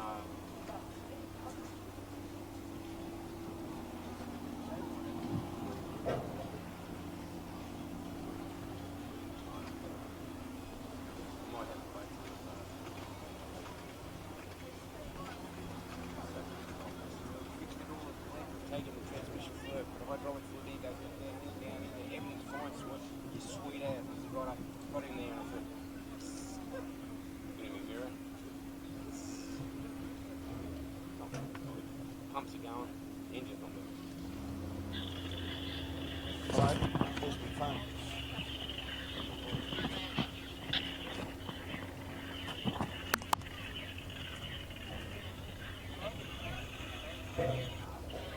Well, if it isn't Chris Palmer, what are you doing, buddy? Oh, are you?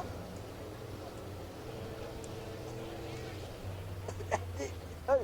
Yeah, that was Gordo. You let some of Palmer's secrets out. He just rang me. I'll put him on, hang on.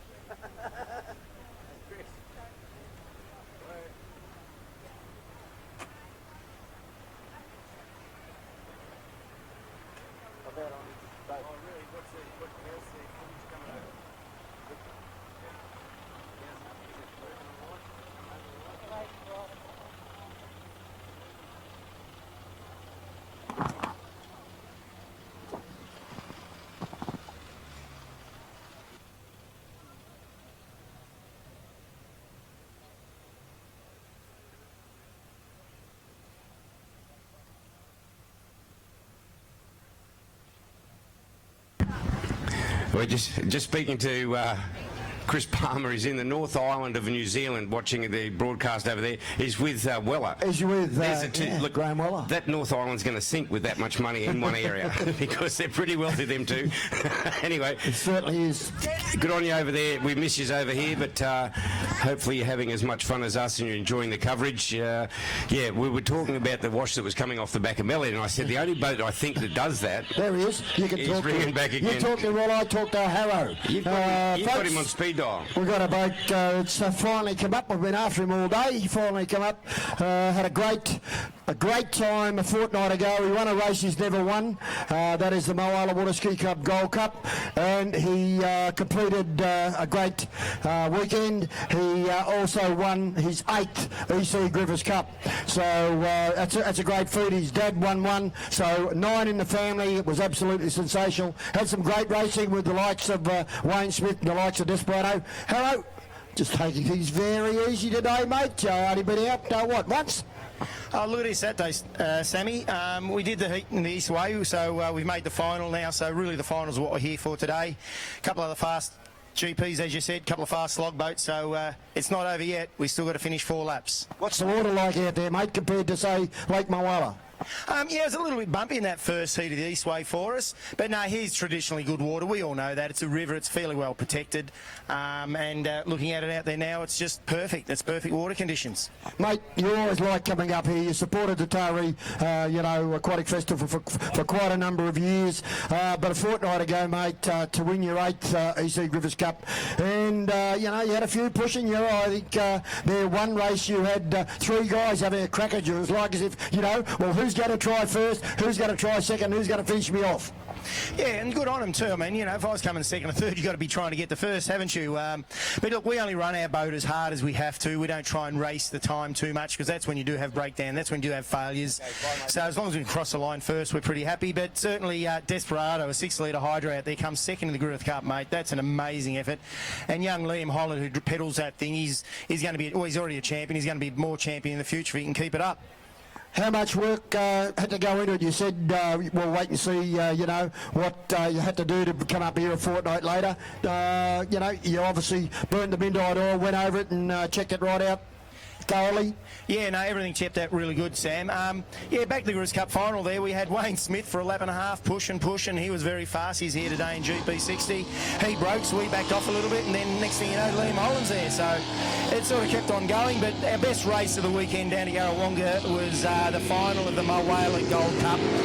That was 4 laps of ding-dong GP Hydro side-by-side like you guys are seeing with some of those 6 litres today. There was only boat lengths between us. It was a lot of fun. I said to the crowd, you'd love to have a camera or video on that, because, mate, when you two come around that top corner and you're pointed straight at the crowd virtually for probably 200 metres, it was just sensational stuff, and it must have been absolutely, you in the cockpit and Smitty in the cockpit, probably, I reckon you've been smiling at one another.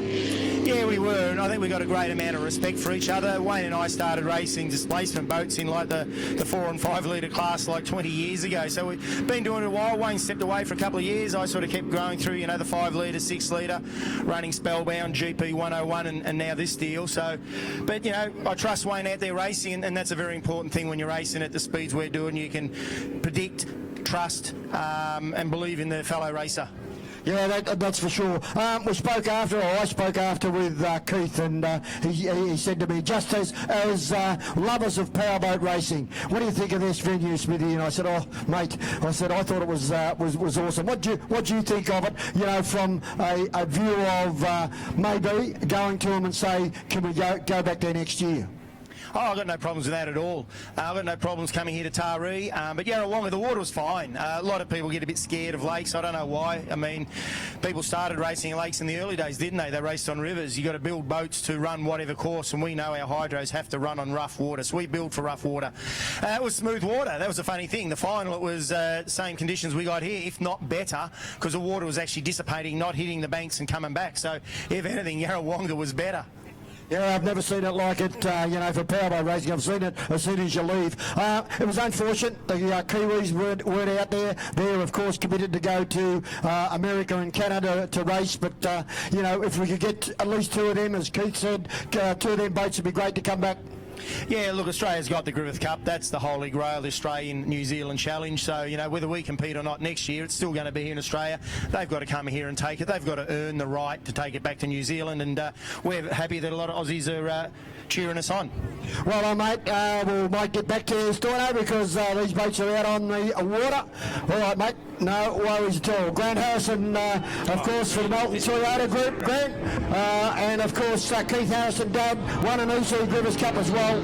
So great family, Storno. Check. Yeah, you're dead right, Sammy. That's, young Holland just goes on with this thing again. Have a go at Desperado on the outside. He has formerly been crowned a champion of champions, and you can see why. A little 6-litre boat, man, he's on a mission. Grant, I don't think anybody's told Holland it's not blowing. He just keeps driving this thing. He drives the wheels off it. And while you're here, Grant, Chris Palmer and Graham Weller just said hi, because they're in New Zealand watching us and talking to us, so they're looking forward to seeing the big one later on today, mate. Yeah, no, they're good guys, and hope we put a show on for them. Thanks, buddy. All the best. Righto, mate. Sammy, it looks like Scotty might have done some homework after speaking to you, because the boat's going much better than it was earlier on. He puts young Holland out wide as Stephen Scott. That's him there in the 33 boat as Greg Holland. Whoa, Holly, how's the young fella going now?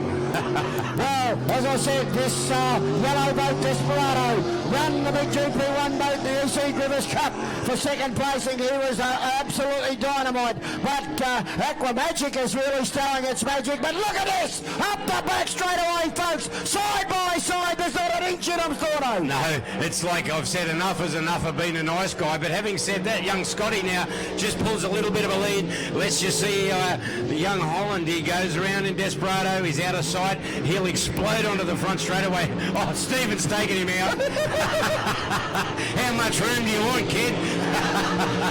How much water do you take as the green flag is still out? Side by side down the front straight away.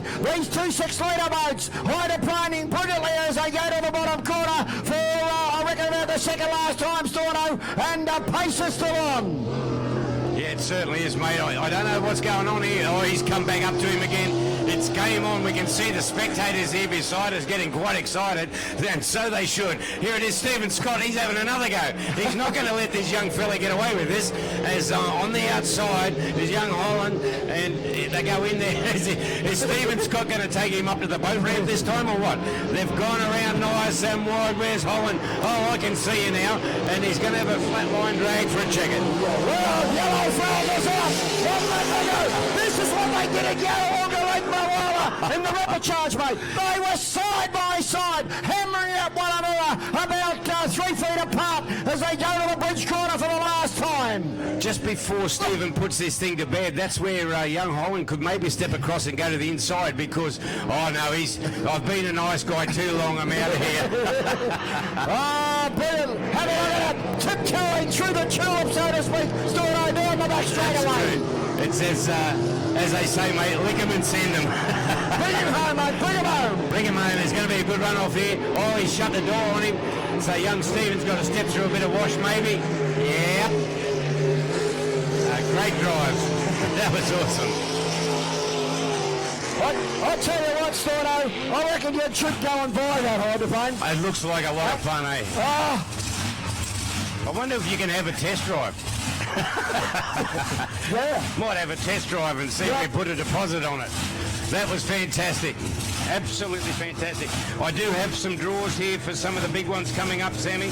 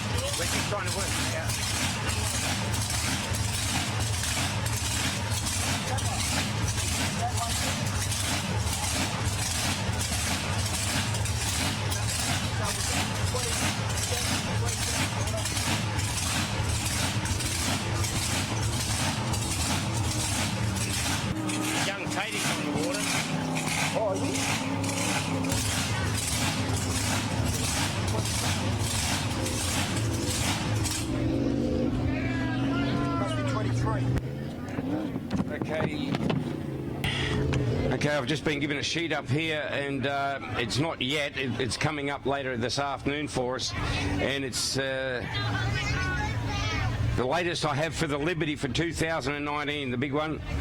2 addictors out of pole 1. Oh, hey, good boy. Out of 2 is Turn It Up 6 litre. 3 is illicit. 4 was Impulse, 5 Shenanigans, and 6 Lock and Load. Now the emergency boats is Bulldog and the Chase. They've been upgraded to 8 boats. And there's a fresh draw just been done. Okay, I've just been told it's been upgraded to 8 boats, and there's another draw happening. So everything I just said, forget it, right? You'll be right. You got Alzheimer's, Sam. You'll be right. Yeah, Ross said she'd love to have 8. And So Ros wants me to go in it too with the outboard. the way it used to be. Yeah, I mean stirring. 23, is it? I don't know. Right. Okay, I see a couple of aeroplanes up there on the water. I think I saw young Tatey up there, James Tate. So we'll get it confirmed. Here comes Mary. She'll tell us what's happening. So What's happening? we'll get onto it fairly soon. And again, thank you to the divers and the crews. It looks like one of those turn boys up there may have had a little nudge. It's a centre pin. They're just rectifying that. I'll rectify that turn pin. The course is very, very good here. That's actually is the lead in. The lead ins are the big ones, and then the turn pin is the centre one. So Zane's up there on the jet ski. They'll just resolve that, and we'll just check up with Mary and see what's.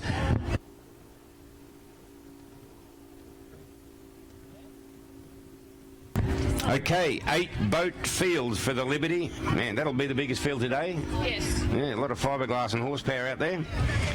What's the poles, Mary? Talk to me. 1, Lock and Load. 2, Shenanigans. 3, Turn It Up, the 6 litre. Good on you, kid. 4 is the Chase, Mal McCall. 5 is Impulse. 6, we go to Explicit. 7 is Too Addicted. And 8, who cares? It's too wide, but that's Bulldog. I'm sure he's going to have a lot of work to be done from out at 8. So not a great pole to be in, but then again, you don't know what's going to happen when they all hit the most expensive bit of real estate in town. You might be able to clean them up on the outside.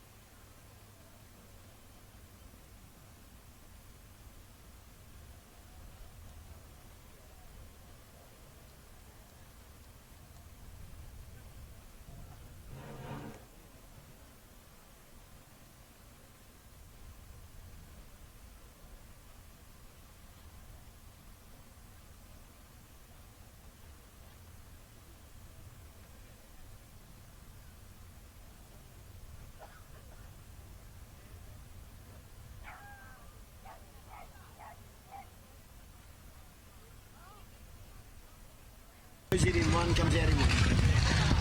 I'd like to watch that. Okay, we've just had the draw for the Eastway final. Very interesting, ladies and gentlemen. You've all seen the likes of the displacements, like to get in there and rub shoulders and get around them corners. it's gone on qualifying times. GP1, the guy we just spoke to, Grant Harrison, in the big aeroplane, he's in pole 1, and he's going to stay there. So GP60 is second, and then on third, we've got the Chase, God help you, Mal, and then Desperado. Oh, so Mal's got aeroplanes either side of him. Then Bulldog is out in 5, and who's that? Aquamarine is in 6. Aquamagic. So, dear, if that's going to be pretty busy.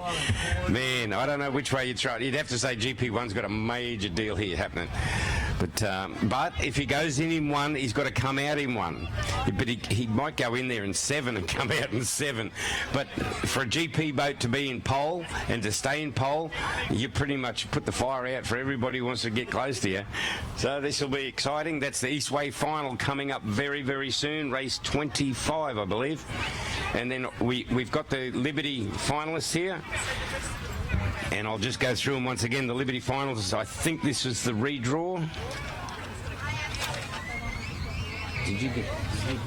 Oh, is that the one I did? Yeah. Okay, the Liberty final for this afternoon, the big one. Lock and Load's out of 1, Shenanigans out of 2. Turn It Up, 6 litre is out of 3. Out of 4, we go down to the Chase. 5 is Impulse. 6 is Explicit. 7 is Too Addicted. And 8 is the Bulldog. He's having some hard work today. That young man's going to sleep tonight. At least there's no aeroplanes in this one. So bear with us. A lot of these crews have been working flat out. They're just refueling and getting everything right because we're getting to the business end of the day. And as much as they want to lead on their gear, they cannot afford to get a little too ornery because they've got a big day tomorrow. There's a number, 3 or 4 unlimited combined races tomorrow. So they're being a little bit, not gentle, but they're being as smart as they can on their engines. So to the crews, the tractor drivers up in there, the crane drivers, trust me when I say they're working flat out up here to bring you the best powerboat racing in Australasia this weekend. And again, we'll have to say it to Weller and Palmer, good on you boys. Enjoy it. I'm sure you wouldn't be drinking over there in New Zealand. But they had to handle their guns in, didn't they? Yeah, be work-related, wouldn't it? Yeah, be work-related, yeah. Yeah, work-related, of course. Okay.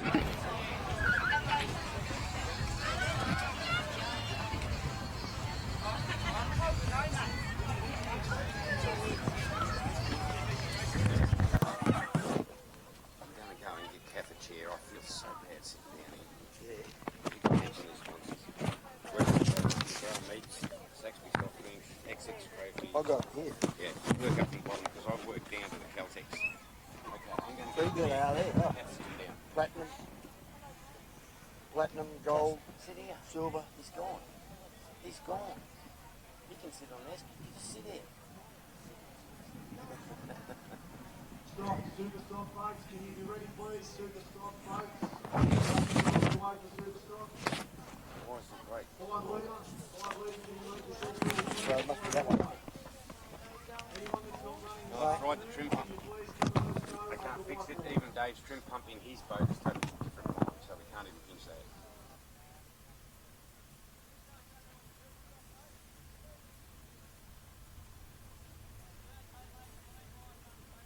Tractor drivers please, tractor drivers. We need to get picking up some boats.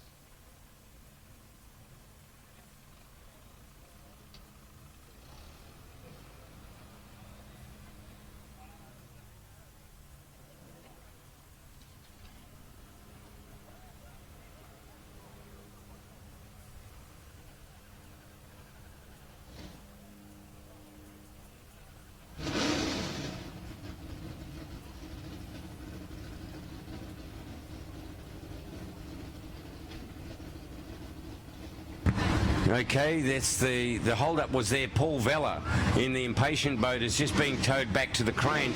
We didn't see him even leave to go up. Hopefully he hasn't been up there for the last 2 hours. He might have gone to Cookie's fishing spot. Anyway, let's hope that they fix the issue.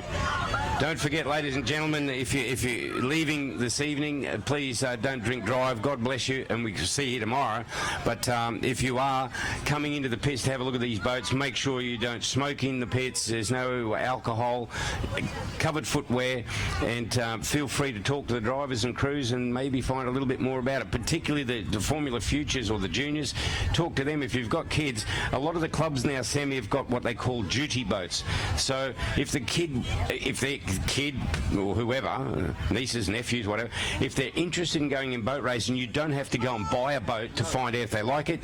A lot of the clubs own duty boats, so the kid can go down there, they'll give you the safety gear that's required, you do all that stuff, sign and a bit of paperwork, and they will lend you a boat to see if your young one enjoys the sport. That is a real bonus, and there's not too many motorsports in the world where they're offering you equipment to go and see if you enjoy it. So if you've got your kids and they're interested, or you'd like to see your kids do it, give one of the APBA affiliated clubs, and there's a fair few of them. Raymond Terrace is very strong with juniors. Here is the Nationals for juniors up at Taree. The Upper Hawkesbury Powerboat Club is very strong. St George Motorboat Club, on its day, if there's no weddings, they'll have a good race, because it's a reception centre more than a race club now, and I shouldn't say that. But so there's clubs all over the country that will support and encourage you to be a part of the sport, and they keep the cost down as much, because what you've got to remember too, Sammy, is as the kids get older and they step out, there is always a field of boats that are on the market to be turned over. Well, your young, what are they, great grandkids, Samuel? Grandkids. They've moved into boats and then moved out of those and moved on and on and on. So there's always a market there that is well priced for the juniors to get in. But like I said, get onto an APBA affiliated club. They've got duty boats. They will lend you a boat, jackets, helmets, do all the stuff, and the kids will help the kids go out there and enjoy the sport. So a good, clean sport.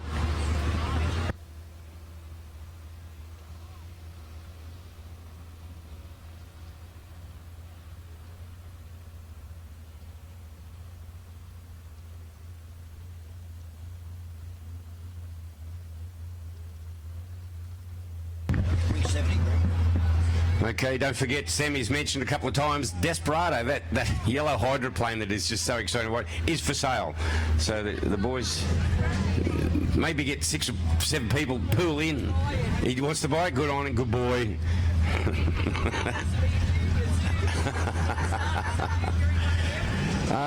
No, probably not. You just work your way up to that category. Okay, impatient now. Paul Vella's hydroplane is on the crane. It's being lifted out, and the course boats will be sent back on course. And we do thank the traffic control boats. There's one at either end of the course to make sure general boating public doesn't come on and cause trouble. We thank the waterways for their assistance in the licensing of the events, and we thank the wildlife for not swimming upriver this weekend. All right, we're not far, Sammy. We're winding up to the big ones. I think the tunnel boats, I heard them called the 105's main line, is going back onto the water as we speak. They've got it wrapped up in a doona to try and keep it warm. I wonder why that is. They've got a doona on the engine. You think they've forgotten to take it off? No. It'll be exciting if he starts it up with that doona still on there. Haymaker's in it too, Gussie Vivas. He's down on the ramp as well. So we've got the Superstock's about to join us out on the course very soon. There was a short delay there while we pulled Paul Vella in, and I think a couple of the officials had to have a bit of a breather. So bear with us. And again, welcome to all those in New Zealand and to Tassie. I wonder if Nigel's working today while Chris is away internationally, just doing a business deal in New Zealand. Anyway, either way, they're a great family, an awesome family. And Chris Palmer, mate, thanks for bringing us the Worlds. I know you put your hand in your pocket to make it happen, and you really brought powerboat racing to another level. That thing at Windsor, was there a final count on it, Sammy? Was it 5,000, 10,000 or 20,000? It was. I've never seen a bigger crowd in Windsor for anything. So congratulations, Chris. Righto, we're not far away. The boats are coming in. As we said, mainline... Marine line's in. Gussie Vivas, the haymaker, and that's what he does for a living. He's a contract haymaker up there at Inverell, Glen Innes, somewhere around there, and they've been doing it tough in the drought as well. Juggernauts in, formerly the Gen 3 boat of the Chesser boys. So I know you're watching today, guys, and we miss you up here. Barry, I think Barry's in town somewhere. He was having a bit of a break getaway, I think. So to Barry Chesser, if you're up here, mate, I hope you're enjoying the day.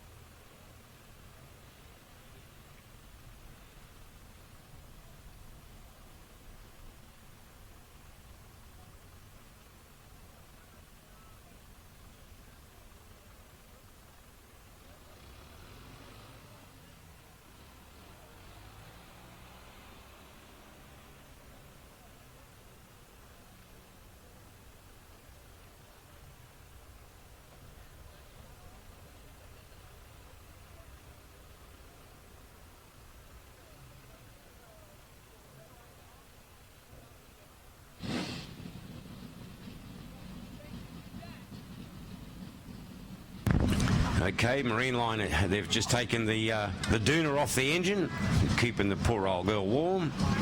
Give it a drink, you'll fire it up out of gear. They have a manual gear selection here. They'll start them up, make sure they're right out of gear, then they've got to shut them off and jam them into gear. And there's normally a lock of some kind that locks it into gear so it doesn't jump out in the corners. So he'll either start it out of gear or in gear. We'll just wait and see how he does it. He's in gear, all righto. Haymaker, Gussie Beavers. Come on, Gussie, bring it home, mate. He was saying earlier on, Sammy, down the bottom end at the bridgehead turn, the boat was untidy, and every time he tried to fix it, it just got worse. So, I don't know.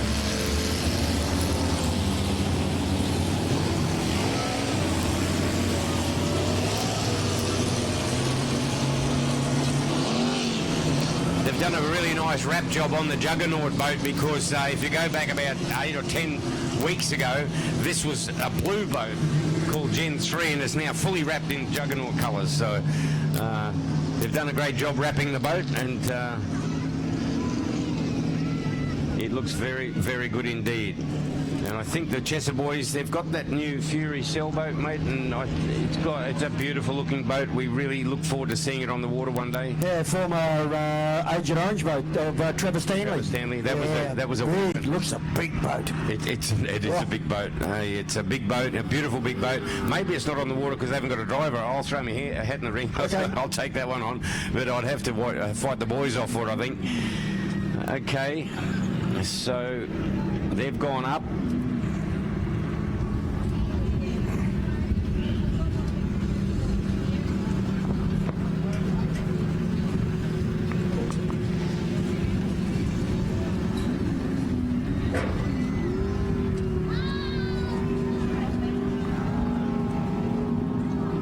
The unlimited outboards shouldn't be too far away for their final run of the day, I should imagine. And Banksy's he's showing his true colours now. He's got some serious horsepower, and he's exercising it. 3 races to go.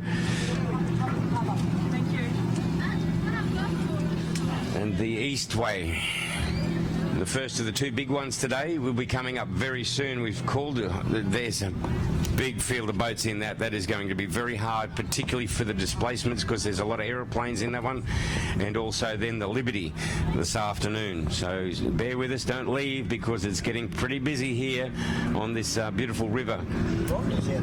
What's this river called? What's this river called? That's the Manning. Yeah, okay.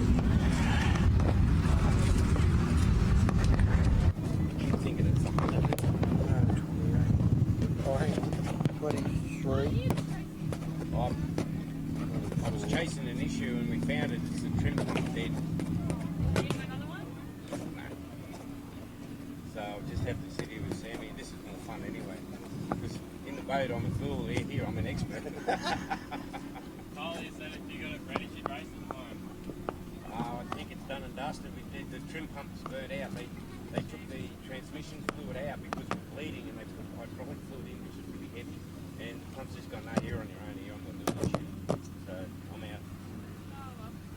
Unless somebody gives me one. Yeah.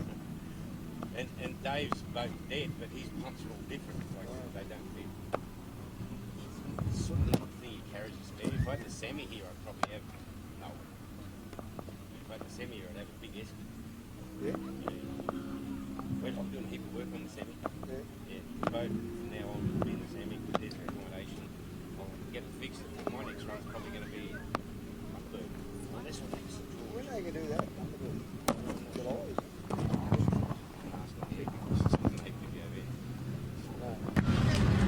Okay, they're milling these boats around. This water now, Sammy, I'm rating up around 7 for speed. It's getting up there. There's a lot of air on it, particularly out of the bridge end turn. I think the tide has changed just fractionally, but yeah, a lot of air on the water, and this will be fairly quick. It just released the boats a little bit quicker.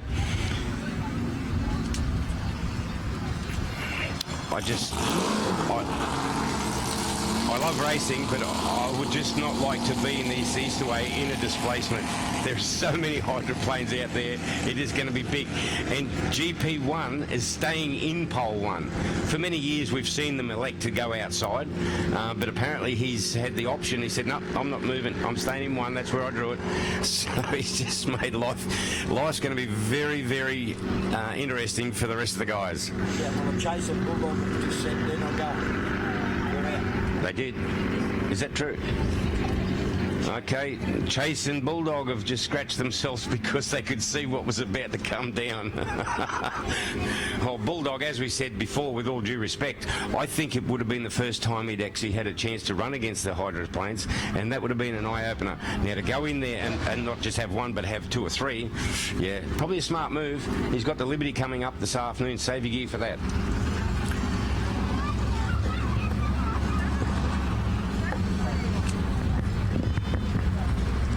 Don't forget, if you're at the southern end of the spectator area, there's some beautiful boats up here. I think Rage is there. Freddie Williams' boat Rage is there. The Liberty boat's there to have a look at. There's some beautiful bits of equipment there. Drag boats there. You don't often see those drag boats at the Gay Mardi Gras, but they're here. Anyway. Okay, they must have been waiting on that one boat. They've been milling around up there. Hopefully they carry enough fuel to mill around for a couple of minutes. And it's 3:26. Okay, again to the tractor drivers. I know that they probably can't hear us. They're in the tractors, but to the tractor drivers, the ramp officials, Mary, Pagey. Pagey's like 7 or 8 times national Australasian champion, and he's not racing. He's now just in the pits helping out, and that's so nice for people who've retired from the sport but putting so much into it. So thanks, Pagey. We appreciate it, mate. You take a bit of cheek on the ramp, and we appreciate the way you do that. But to the tractor drivers, the ramp officials, the divers, we just can't bring the sport to you in the quality we do without those volunteers and those professional people that we have.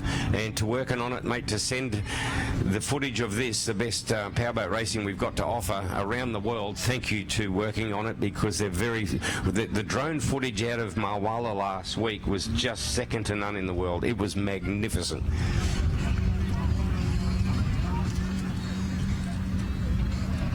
So if you're planning on a sporting event and you want to have it broadcast, talk to working on it, the crew. I don't know how they run a house in a very successful business when they're away every weekend doing boat racing, but they seem to manage it. They've got good staff. It's not our staff behind the camera. Well, Shane does it all. Bill works with us. Yeah, I know. You brought all your staff up, so there's no security in Albury this weekend at all. So help yourself. No, they run the beautiful, good security company down there in Albury, and working on it. They've got a big thing, and we've got the big man himself. He's going to come out soon in the big blowing boat. He's got his own. He's just decided now to get a bigger engine. He hasn't even tried the one he's got. So we look forward to seeing it come on the water, Shane. Righto, a good field of boats, Sammy. Not far away. They've got good fast water. It's got direction. The water's all going south, so that's great. That was probably the issue this morning. We had a northerly breeze running into a run-out tide up there on the top end. That was ugly, but now it's all going the same direction. Flags up. Marine line, let's light the wicket, send it as he brings it down. Juggernaut gets away well. Sammy, this is a good run down. One of those partners, they come out of the chute. Who's it going to be as they go down to that bridge corner, Storno?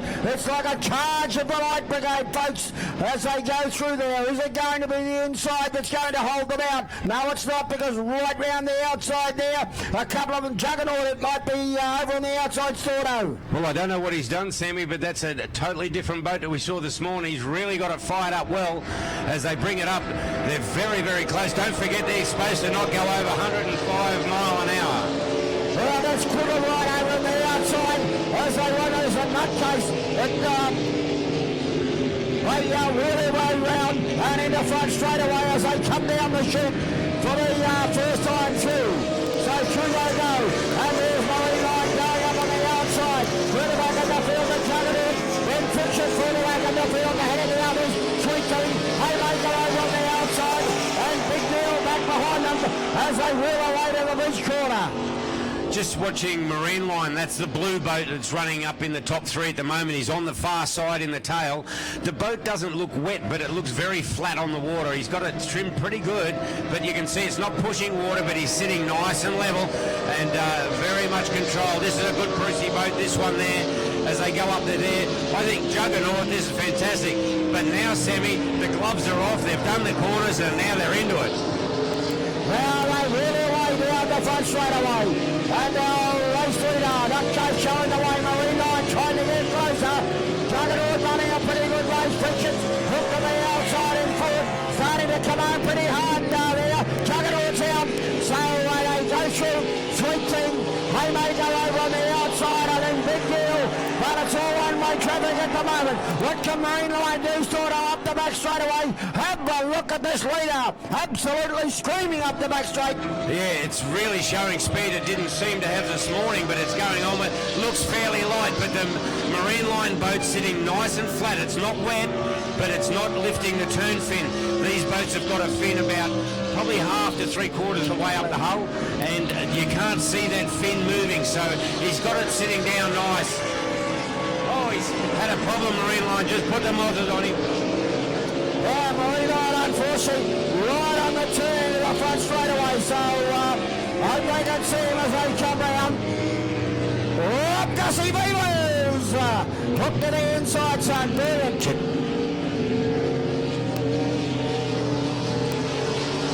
So they're all through. That was the Superstock 105 class.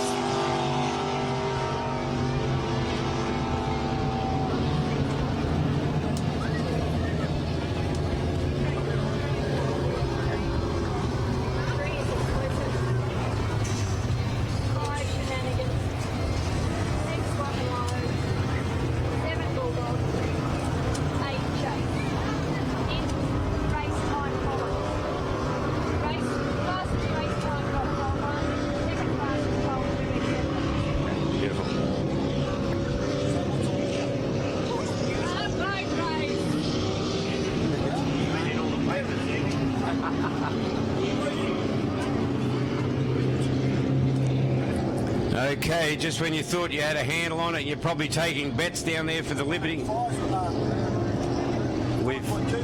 We've got another draw for the Liberty. Their boats are all jumping around everywhere. The Liberty pole positions were put on their heat times of their 3 laps, and this says a lot for the guys.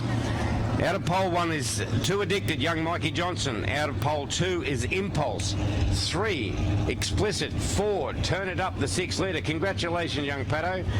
5, Shenanigans. 6, Lock and Load. 7 is Bulldog, and 8 is the Chase on there. He's got all the work to do, but that's the way Well, that's the fourth way that we've drawn them, so we'll see.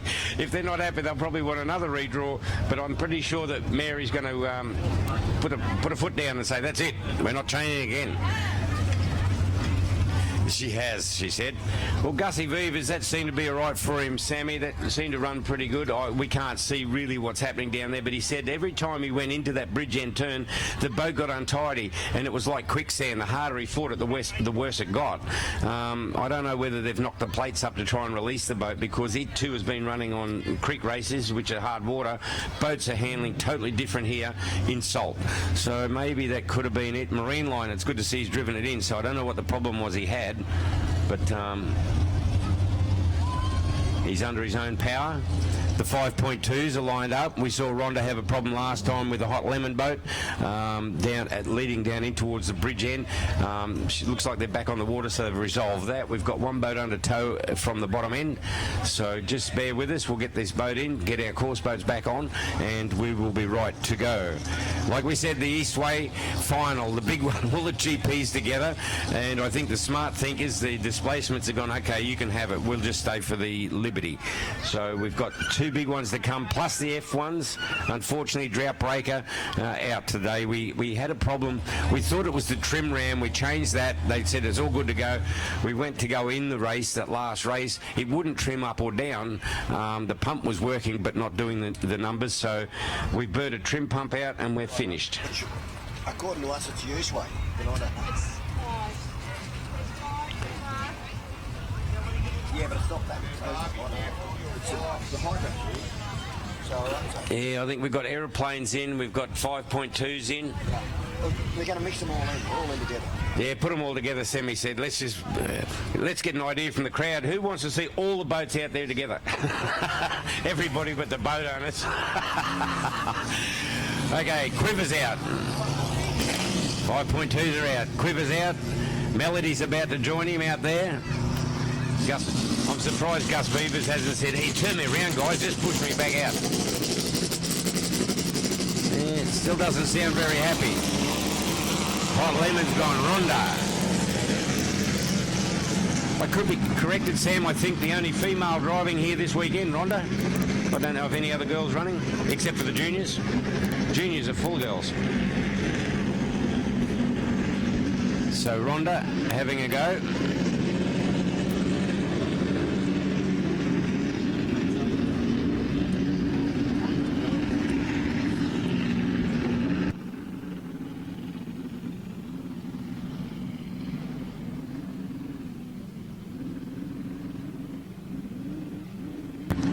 Put your hands together for this boat as it gets. It's unfortunately under tow, but really took it up to him. It was a great job. Great to see you enjoying the sport, matey. We wish you well. Hopefully it's not terminal, and was looking from here, there doesn't seem to be a whole lot of oil floating around, which is a dead giveaway for inboards, but hopefully it's not a terminal thing, and we'll see the Juggernaut back out. As I said, it's a new driver boat engine combination, and they're doing a great job. Held his own down here with some of the fastest in the category, so hopefully they can sort it out and we'll see him back on the water. Yeah, certainly will, Storno. And again, we thank our very, very good sponsors, our Platinum, of course, the Salos Taree. Great place to sit back, relax, Storno, and have a quiet one. Lovely meals, absolutely magnificent. And they said that the poker machines are running hot. They're paying big time. I'll be honest with you, and my wife and I walked down there 2 years ago, and I said, look, they're having a lunch break, we'll just go and drop a couple of dollars in. We couldn't get out of there, and when we did, we left with $400. Yep, well, there you go, see. It was the only time I made money at boat racing. Yep, so we do thank the Salos for coming on board once again.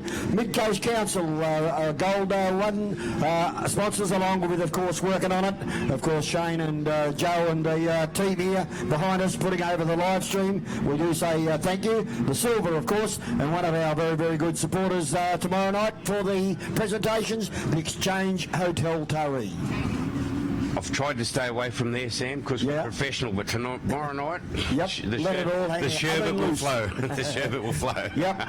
Bakewell Haulage, I think it probably would be Rick, wouldn't it? Bakewell Haulage? I don't know. I'm not sure about that either, but great name, synonymous with powerboat racing. The Taree Track Centre, another one of our very, very good supporters.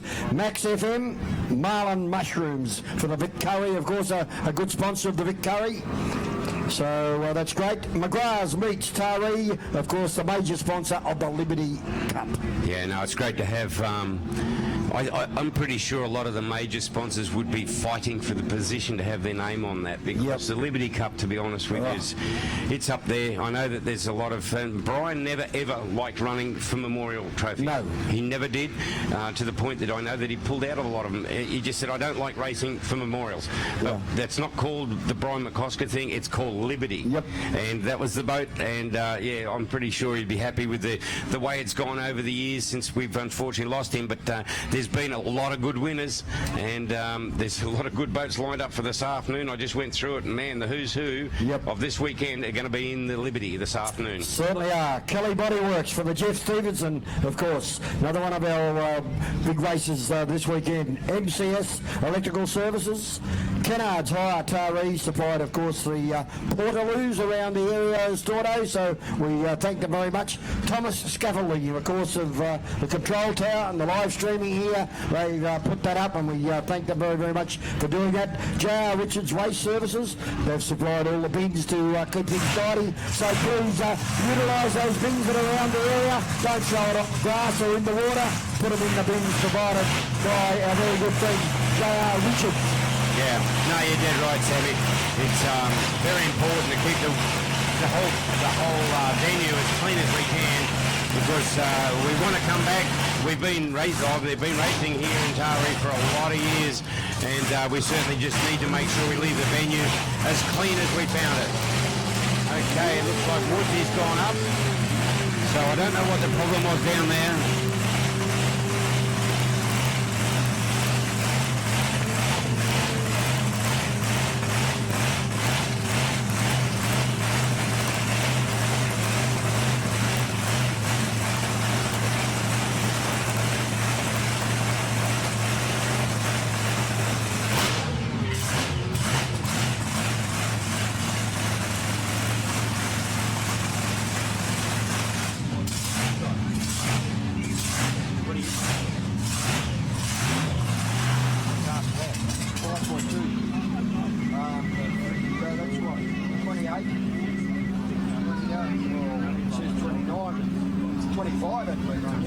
No, I haven't seen any tunnels, man.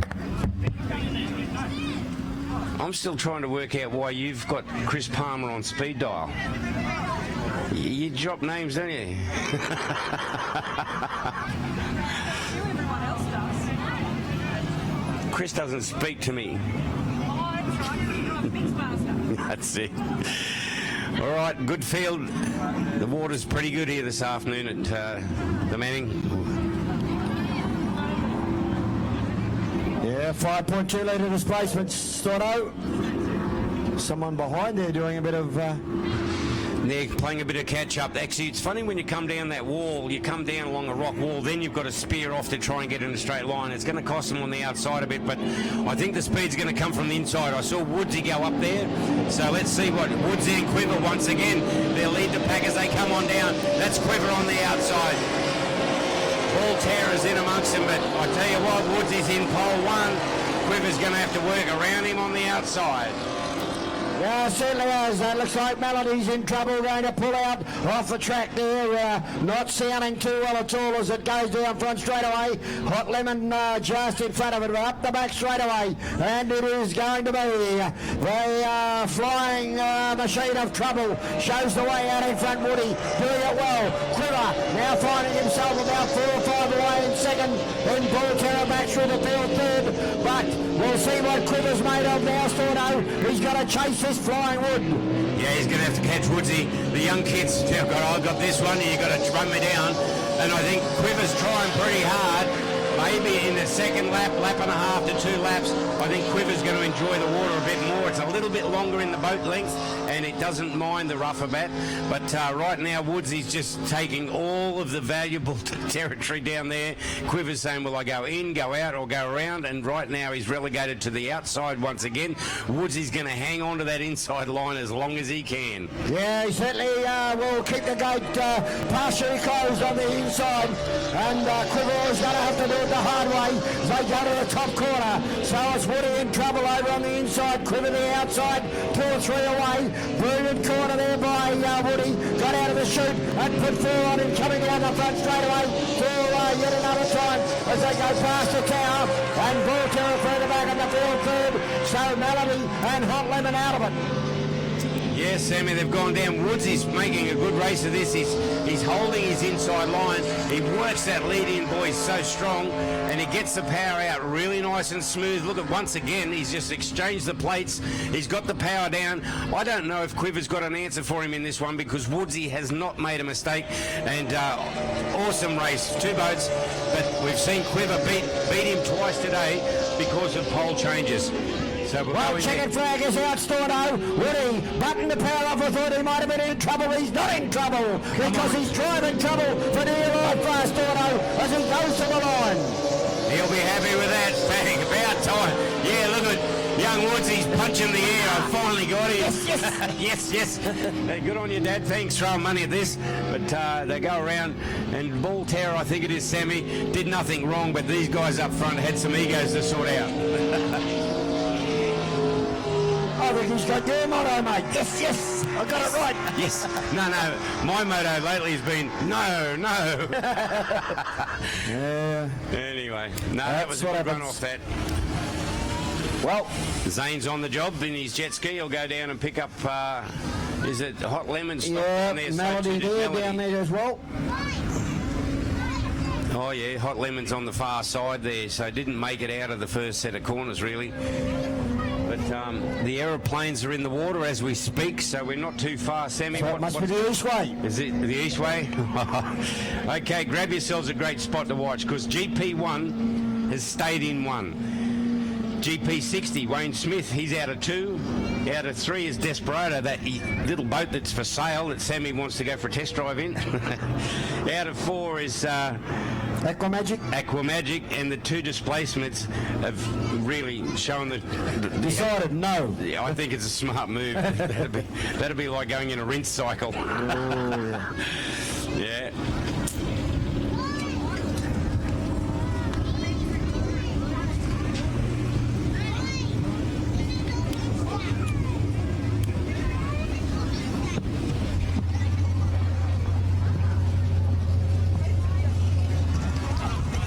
I was talking to Roz the other day, and Roz will be here. Oh, she's probably here this weekend, rubbing shoulders with Kay Marshall or something like that, I should imagine. But if you're here, Roz, and you're in earshot, it'd be great to see you. And the running of the Liberty is not that far away, and man, oh man, we'll go through the polls once again. 2 addicted. Out of 1, that's awesome. And this is, they qualified not out of a hat. This is on their heat times of the day. 2 addicted is out of 1, so he did have a fast heat this morning. Impulse is out of 2, young Meso. Out of 3 is Explicit. Man, he's going to, he pushes hard, so that'll be a good spot for him. Turn It Up, 6 litre. Young Pato, great job, mate. Great job in pole 4. Shenanigans in 5. Lock and Load 6. We've got Bulldog in 7 and the Chase out in 8.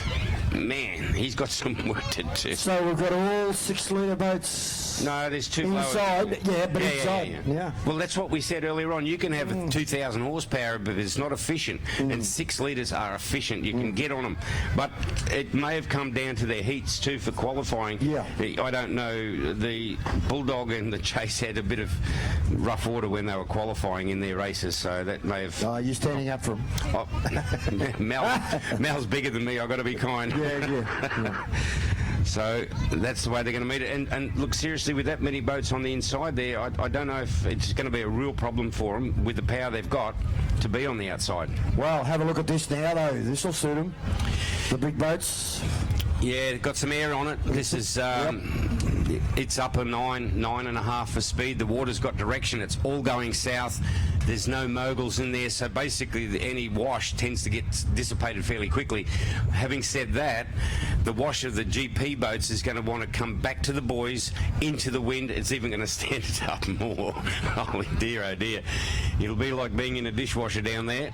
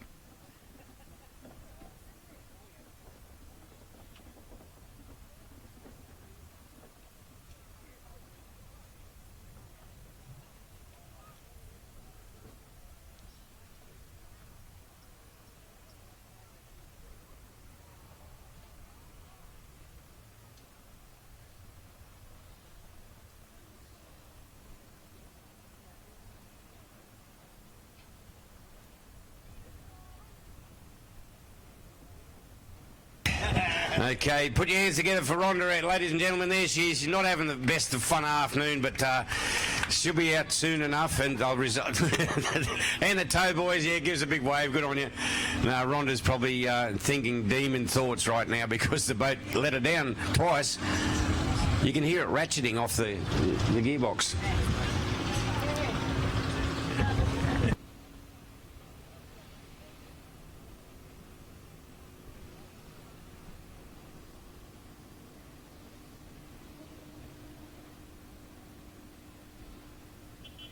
Okay, as we said, the aeroplanes are up there waiting. GP1 is out of 1. Wayne Smith in the GP60 is out of 2. Out of 3, I think it was Desperado, the great young fella, young Ollie, and he's in. And then Aqua is on the outside.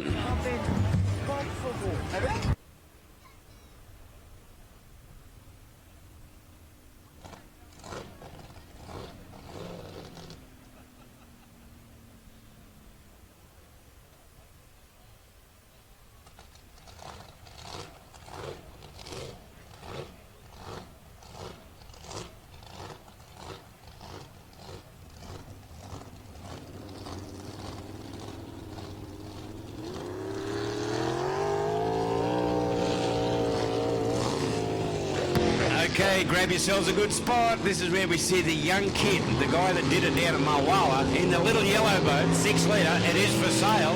He's up against the monster boat, the GP1, and Wayne Smith. Wow. During the race, just take the opportunity to look at the turn buoy.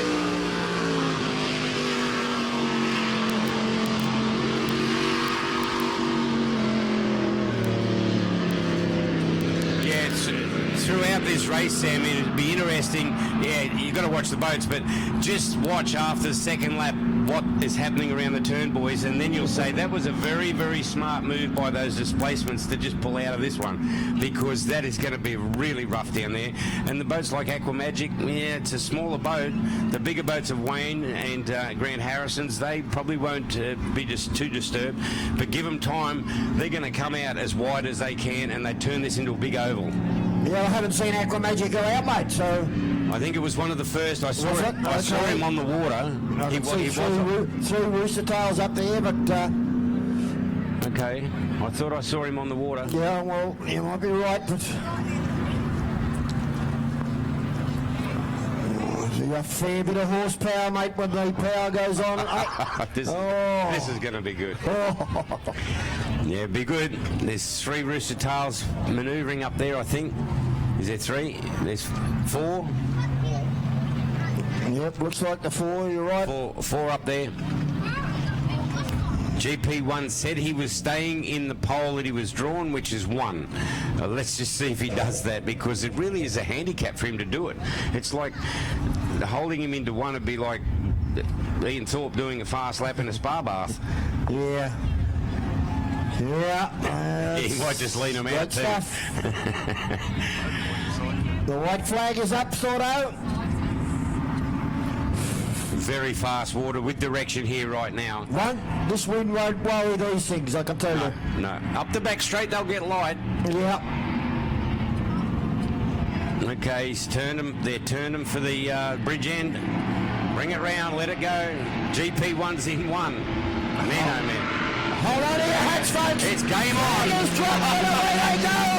On the way they go, Gordo. GP1, GP60. Aqua Magic over the outside. Desperado the centre. Desperado, the young fella, he's having a go down there. Watch and just see how Harrow gets around. I tell you what, he's held it in tight. Good boy. He, sort of. He's done the best he could anyway, but he's really stretched him now. Look at that. Wayne Smith's up with him. Yeah, Wayne Smith and a GP60 boat. Oh, have a look at him fly. Around the top corner. Into the front straight away the first time round. And it's GP1, Milton Toyota. Smithy GP60. It's Peter Prix. Over to Aqua Magic. But isn't Smithy putting the boat into this boat? Oh, yeah. The little boat here is sitting in the white water, which will help him give him a better ride. Look at the wash in the bottom corner already. Oh, man. Wayne Smith, last time up the back there, the boat on the outside, he pushed the suicide button. He just went in so hard. It's flying, this boat. Up to the top corner once again they go. Man, look at that. Get around, Smithy, get around. Here he comes. Look at this, folks. Get your photos out. These two big cheaply higher boat orders. Down the back straight away.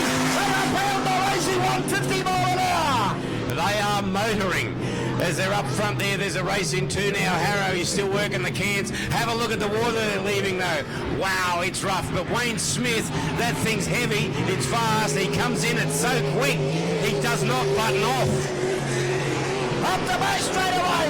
Is a yellow flag out? Not yet. So the top corner once again. And Prix going. Wayne Smith up that back straight. Makes up a lot of ground on him as he comes in the front straight away, Stordo. Man, this is really game on.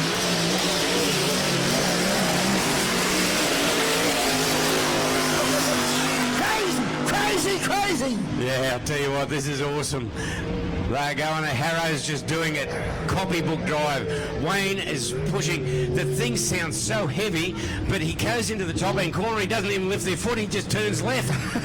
It's unbelievable. Up the back straight away. Magic's about to get some company up the inside. And the Magic will hear something shortly as they go into that corner for the last time. So they're about to swing in the front straight away.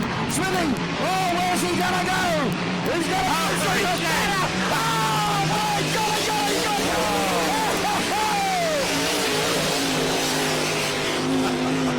I saw it, but I don't believe it. I'll tell you what, Scotty must have nearly died then. He had one go the inside, and the other one's going to split him. That is boat racing, ladies and gentlemen. That is unbelievable. Oh, what a ripper. And you can see it was a smart move, those two logboats electing not to row. Oh, yeah. Hell. And take nothing from young Holly, mate. A good drive here as the little boat 6 litre comes around. What a run. That's what they did at Yarrawonga, Lake Moala 2 weeks ago in the final of the Moala Gold Cup. The waves in the centre of that course are unbelievable. It's funny, you spoke to Harrow before and he said, no, Wayne and I know each other and we have a lot of respect. How can you respect somebody that crazy? I mean, that's mad. But how did Smithy turn that boat like he did there at Full North? Yeah, but you and I have seen them. They can do it when they have to. But yeah, that was phenomenal. And you know what we're thinking? Aqua Magic, you shouldn't be there. I know. He left room, but Harrow took that room. But I think the first run into the top end, the northern end corner here, Wayne Smith in that GP6, he did not shut down. He went, and I thought, he's hit the suicide button. He just wasn't going to... Down the back straightaway, he was making big numbers. Yeah, he was off the water. They pick up their engine water from the bottom of their rudder at the back of the boat. And luckily, that was the only thing that he had in the water up there, so he didn't overheat. Dear.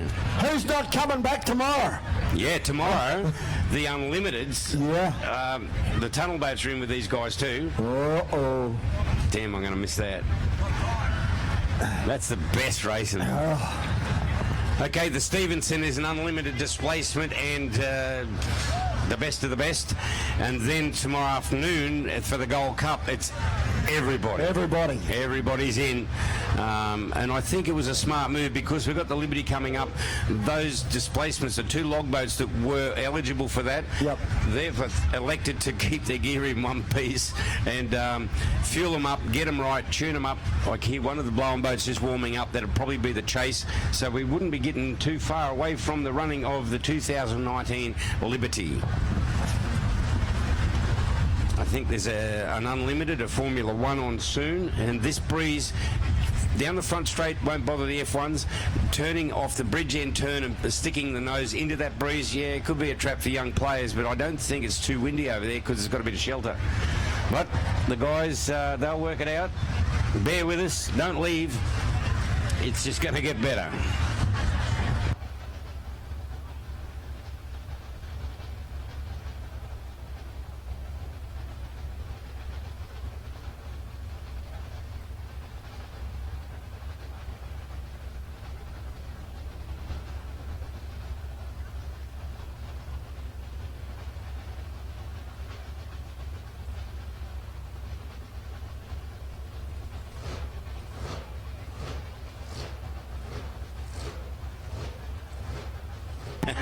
that was a good call by Shane Paint here from working on. You said, what's on now? And he said, a serious heart condition. So that was some seriously good racing.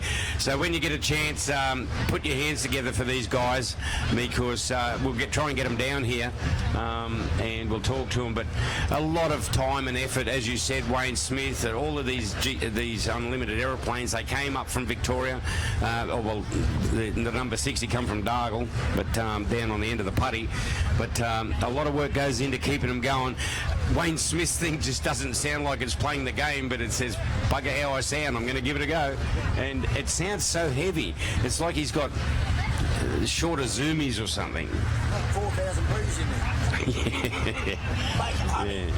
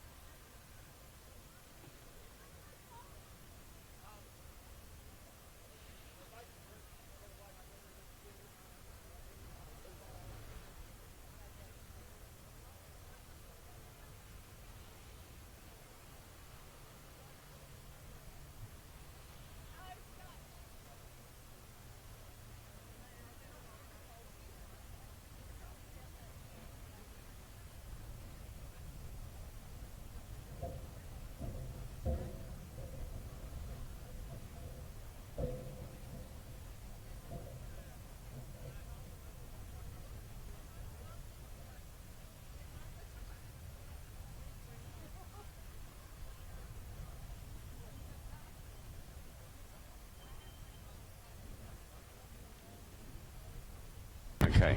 Alrighty, the latest is from the pits, and we're working on it. Aqua Magic is in one. They got a refuel. They just went out there. I think he might have to change his driving suit too a little bit. But he's out of one. Out of two is Desperado. Had not a bad run there, but the action we're drawn away from what he was doing because it was up front. It was happening. So he's out of two. Three, they're working flat out on Paul Vella's boat. Maybe we should just stick an outboard on it and be done. But they fail too, actually. So anyway, we wish him all the very best. So Paul, we want to see you out there. He's a crowd pleaser, and hopefully hopefully we'll see them very, very soon. So let's just keep you up to speed for the 6 litre hydros, and then we've got the Liberty. We haven't drawn it again, have we? No, we haven't drawn it. Okay, we've limited it at 6 draws today. Yeah, drought breakers in one. Yeah, drought breakers in one. It's a game on again. Okay, so we'll just wait for the guys to refuel. They're not allowed to refuel on the water, of course, so the crane picks them up and puts them in, refuel it, make sure it's all good, put it back in the water, and Paul Vella and the crew are working overtime in the boat Impatient, which today, uncharacteristically, Sammy, I know you'll agree, I have never seen that boat ever give a problem, so yeah, we wish them well, and hopefully it's sortable. Then, following that, we do have the 2019 Liberty Cup. It's the big one, and we've been through the polls. The polls were earned not through a hat, they were earned on qualifying times, and the hat must come off to the young man, Too Addicted, Mikey Johnson, out of pole 1. Out of 2 is young Meso. In impulses, out of 2. And then 3, we went down to Explicit. Really been fighting well today. 4, Turn It Up. The newcomer, congratulations, welcome to the big time. Out of 4. 5, Shenanigans. 6, Lock and Load. 7, the 2 blower boats are in 7 and 8. So we've got Bulldog and the Chase in 7 and 8. And possibly could be the place to be when it gets rough down there in turn 1. So bear with us, we won't be too far away. As we said, just got to refuel, and hopefully gives the time for Impatient Paul Vella to get his all his gear together. It's not his act, it's his gear. He's a pro. He's a good man. Multi-millionaire and all. He's got to be. He sold his business to Reese Coles, so Reese has gone from being a multi-millionaire to just a millionaire now. If you're watching, Reese, mate, I hope you're having a great day wherever you are. Amanda, happy birthday for this week.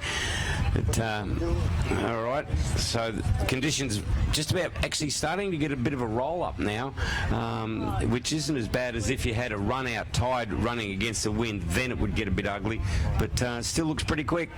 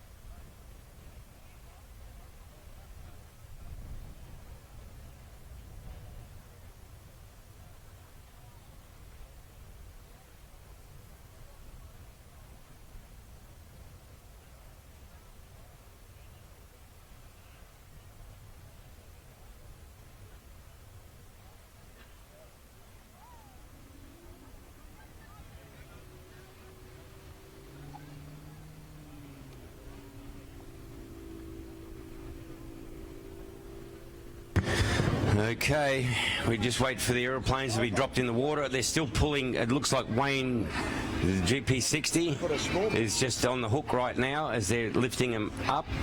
And once he's out, I think all the GPs are out, are they, Sam? Can you see from here? If the GPs are out, they'll start putting the others in. So they pull the others out to refuel them, then they'll put them back in.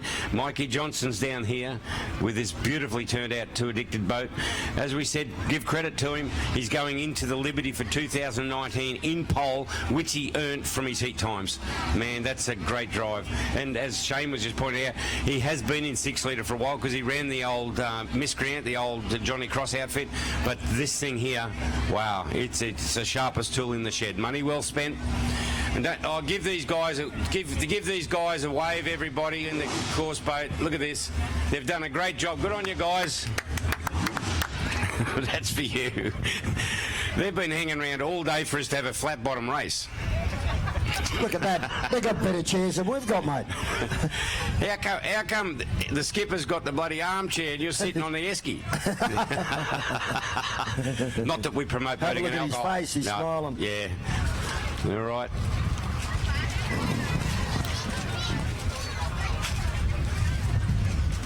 So once that GP is unhooked, they'll hook up a couple of the others and put them back in. Haven't spoke to Cookie. He didn't come back out after his fishing trips. Didn't do any good, and he's gone prawner. He's gone prawning now.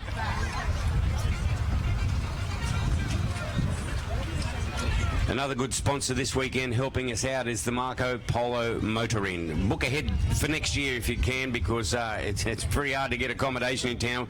We're lucky enough to be staying there. The management and the staff are just wonderful. So thanks for having us and putting up with us. Bulldog's just fired up. He's getting ready too.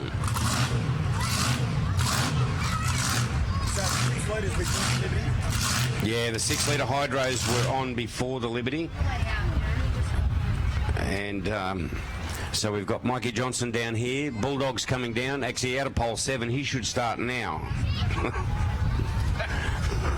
Just jumped the start by 10 minutes. They can only give you a 1.5 minute penalty, so you're still in front.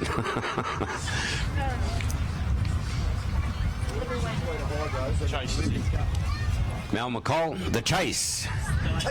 The Chase. The two blowing boats on the outside. So their qualifying heats this morning, I'm pretty sure from memory, they did have a couple of hydroplanes out there, slowed their heat times down just a fraction, but no problems with Mikey Johnson. He had a good 6-litre boats pushing him, which made him just lean on it. As we said, it doesn't matter if you're leading a race, you're racing the clock. So you can't afford to button off at all.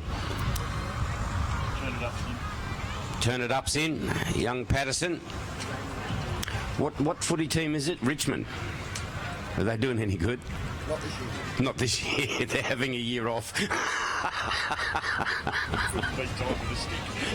What did you say, Shane? Shane said they couldn't beat time with a stick. What's that mean? 4 of their top players have gone out. Four of their top players have gone to Carlton or somewhere, have they? No. Well, one done a knee first game, Rance. Then Jack Rewell broke his... Oh, you know this stuff because you come from down there. Yeah, I played it. Okay. Oh, you played AFL? Really? What position were you? Left, right, out. Half forward flank. What do they do? Kick goals. Kick goals. Yeah, right. What team did you play for, Sammy? Footscray. Do they still play? Yeah, Western Bulldogs. Oh, right. Western Bulldogs. Okay. Honey in practice. Oh, now we find it was just on practice nights he played with them. They kicked him off because he was doing commentary as he ran down with the ball. Dear oh dear. They took Teddy Whitten instead of me. Teddy Whitten. Yeah, Haven't heard the name. he's a legend. Is he? Kicked 4 goals before he found out he was kicking the wrong. Yeah, he kicked 4 goals, but they were all own goals. They were at the wrong end. Oh dear. All right.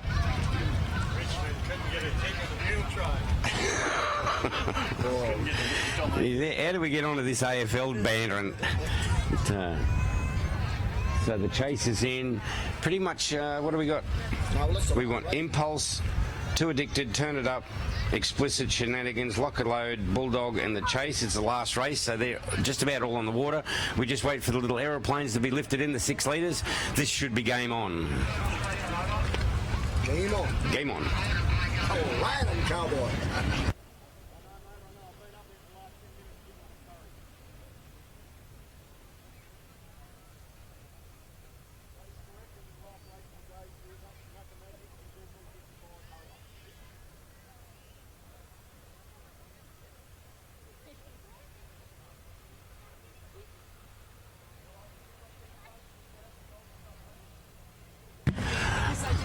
Okay, because the aeroplanes have got to refuel, and it's good thinking, and the crane's pretty hectic, we're going to run the Liberty now. So brace yourself. Then we're going to go to we've just swapped the two over so that the hydroplanes have got a bit extra time. All of our starters are just about here. I see the tractor's just putting, is it Explicit? Explicit's coming down. So we've got all our starters just about ready to go for the Liberty. And Shenanigans is on the ramp as well.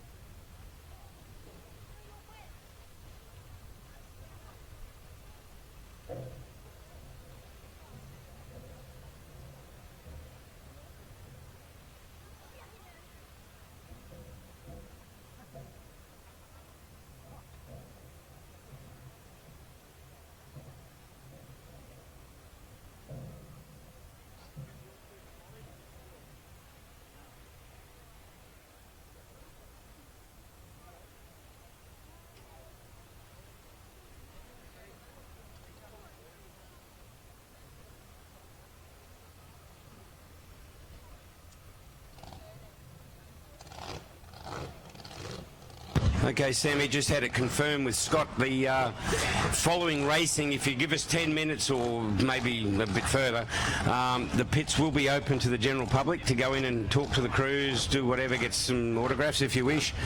But there is still no alcohol and no smoking in the pits because the guys have got fuel up there and what have you. And covered footwear would be great. So following racing, the pits is open for the general public. It's just safety. We need to get the boats away so there's no tractors running around still. So bear with us, be patient, and we'll let you know when that happens. And it'll give you a chance to pop in there and talk to Michael Clinch with the mechanic. Have a look at this thing with two propellers on the same shaft. Fantastic. I think it's great. And obviously at the far end you can go up there and have a look at these GP hydroplanes. Their trailers alone are worth as much as the average house. Okay, lock and load's first one out. So too Shenanigans. Bulldogs out there. And the all-important pole positions.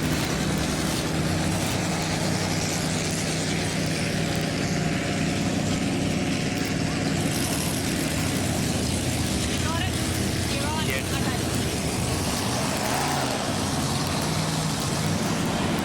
Okay, out of pole one is that beautifully coloured boat, Too Addicted, Mikey Johnson. Out of pole two, we go to the... It's a fairly simple looking boat, a white boat, very fast, called Impulse. That's young Meso. Out of three, the red boat called Explicit. Look, has been very, very fast today and he doesn't mind charging those cans. He'll work it very hard into turn one in three. Then in four we go to, sorry, one, Too Addicted, two is... Oh God, sorry. Our sheets have had 1, 2, 3, 4 draws here, so we'll go to this side now. Too Addicted's in one, Impulse is in two, 3 is Explicit, 4 is Turn It Up, the 6-litre boat, 5 is Shenanigans, 6 Lock and Load, 7 is Bulldog, and on the outside closest to the crowd is Mal McCall, the Chase. The two blowers closest to us. Let's just see if the hats are wide open. Yeah. Hear them screaming. Yeah, keep an eye on those. You'll see just no daylight if they're fully on. There's Explicit about to go out, Chris Hearn. The Liberty for 2019. Man, to get your name on this trophy is just, it'd be unbelievable. It'd be fantastic.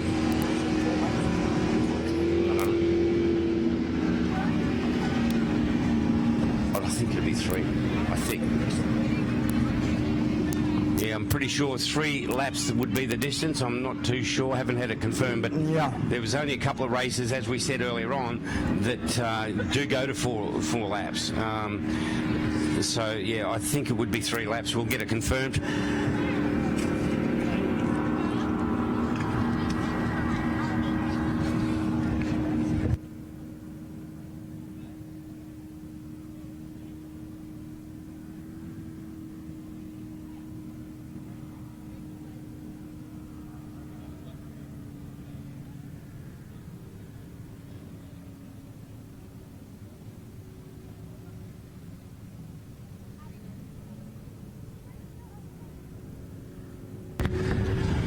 Okay.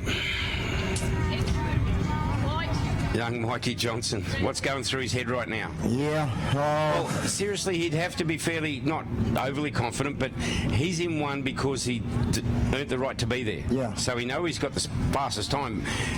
I wonder what the time difference was between 1 and 2, or even 1 and 3. Okay. Oh, well, there we are. What, we got another draw. A rerun of a rerun. Oh, there's the time, Sammy. Yeah, there's Too the time. Addicted was a 2:03.96. Yep. And that was a 2:04.91 is in second. Yeah. And then we go to third at 2:05. So there wasn't a lot in him. No. Not a lot in him. Oh, well. You want that again? Just, what was a 2:18? 15 seconds slower, the chase. The chase was... Flags up. 12 seconds slower. Flags up. Flags are up, mate. They're in the starters' hands for 2019 here at the Manning-Tari for the Liberty, the running of the big one.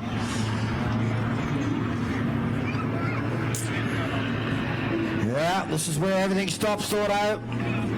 This is where it's really hard. These blowers should get down there pretty quick, but they can't come over. They've got to stay out wide.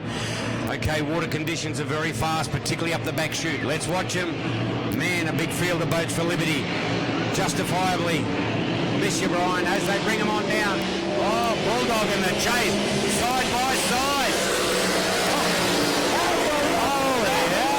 Bulldog and the chase side by side. There's a telly break between them, folks. Down to that bridge corner. They are close. Man, that was that. You could throw a blanket over those two. One of them stopped down the bottom there. I don't know who it is. Well, Who's up that? Is it Impulse, I think?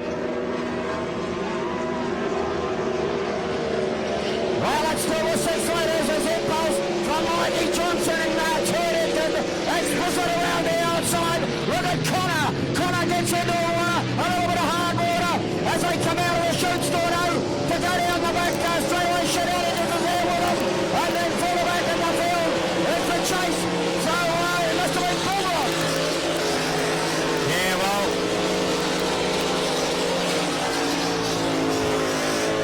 the gloves are off now, Sammy. The gloves are off. It's game on. I tell you what, Impulse, Meso, this is the drive of your life, mate. He is absolutely blistered this field. Up to the top corner. Impulse showing the way from Turnigan from Explicit. And further back in the field, turn it up. And Shenanigans. And have a look at Noah Cole in the chase trying to go hard. One left to go. Yellow flag out for Impulse. There is Meso. Mikey Johnson in second. Explicit up to third. Patterson in fourth. Then we go back to Shenanigans in fifth with Mal McCall in sixth. Well, to the bottom corner. Meso up the back straight away. And Impulse. He's got a half lap to go, Storno. And the power is going right on. Have a look. That is fast. He is driving. This is the best drive he has ever given in his life. This is a great drive up front there from young Meso. A fantastic drive. And young Johnson there, Explicit into second. Put your hands together. The Liberty for 2019. Whoa. Brilliant. Explicit through. Shenanigans through back in the field. Then we move back to Melba Cole the chase. And Bulldog changing the clutching. Back there behind him at the tail. What a run. What did they do to that? I'm just thinking in the background, these two blown boat drivers want a redraw and a rerun because they carried the freight down but they couldn't get to the race. And meanwhile, while they were working that turn one, young Mason said, I'm going to have the drive of my life. And he took off and did an absolute awesome job. Mate, didn't put a foot wrong. He had Mikey Johnson there. He didn't back out. The best 6 litres in Australasia. And, man... Yeah, well, you can't lean them off, mate, so what did he do? He just did a good, awesome job. Put your hands together. What a run. Well, I don't believe it'll be provisional. I think that should be official because that was the drive of that young man's life, and that was fantastic. We've been watching Mikey Johnson impress us all day, and Impulse, young Meso's just pulled it out of the woodwork and said, "Here, cop this." That was a great. He'd be so chuffed. He'd be so happy.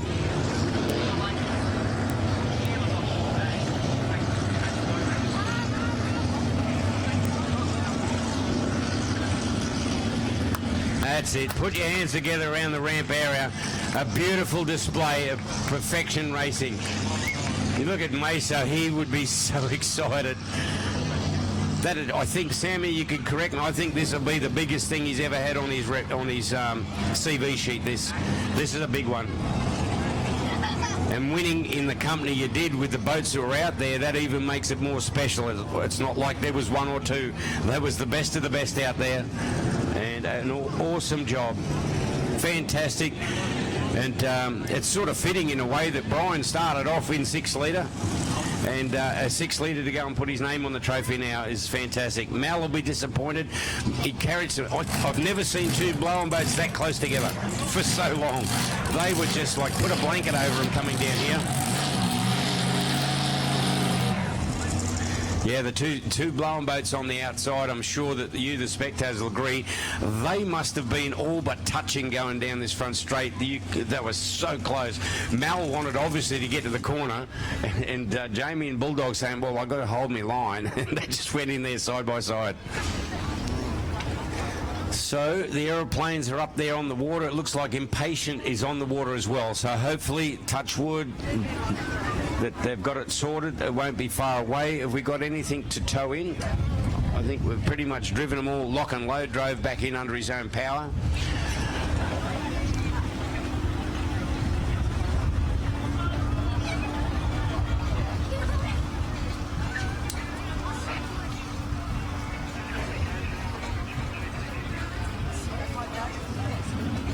Okay, the 6 litre boats coming straight on out. Little Desperado. This boat's for sale, this yellow boat. You watch it, it'll be spectacular. Hopefully the red boat will be just as spectacular. Normally is, but we've put the Mozzers on him today.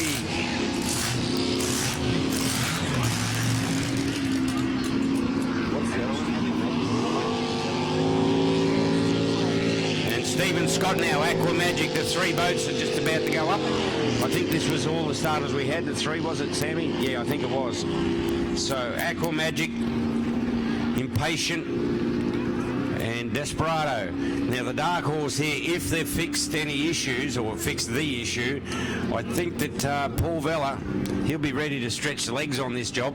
He's had a terrible day for a boat that traditionally was so reliable, as Samuel will agree, and if it fires, he's going to take no prisoners. He's going to be seriously about this thing. Yeah, well, Impatient Paul Vella running, what, 5 litre? 5.2 litre. But fast and efficient but fast, when yep, it goes. When against it goes. 6 litres. So, giving away a little bit, but by golly, he won't give away anything in heart. And, yeah, experience too, Paul Vella. Yes, he's a pretty... Just looking at Mal McCall, he's looking down the side, left-hand side of his boat. He's probably figuring they must have touched coming down. We come together. But both white boats. So yeah, I said a tally-o paper. Oh, that's not very thick. So he's having a look at his boat, and now he's talking to their boat, and they're looking at Bulldog, looking to see if they got paid off. So those 2 blowing boats, I think they were rubbing as they went down there. Rubbing's racing, but not in boats normally. Anyway, they were close. They'll discuss it tomorrow night, or if not this evening. They're both laughing. Yeah, they're both laughing about it. Okay. Look at that. He's telling him. Oh, he's telling him. Get away from me. Get away from me. Okay, here come the aeroplanes. Paul Vella's obviously gone to the outside. He doesn't know if this combination's going to work. They've been working, chasing it all day. I really hope, I pray he has a good run, because he's a good guy. Here they go. Oh, Stephen Scott. Got a flyer out of the shooting, Scotty. Desperado going here. And Vella, and then Impatient goes over there outside. What's gotten up, Stephen? He took off. I want this one, he said. I want it. Yeah. Badly. He's going nice. Quarter down there. Where's the yellow boat? He's There trying he wide. is. He's in the neighbourhood. Yeah.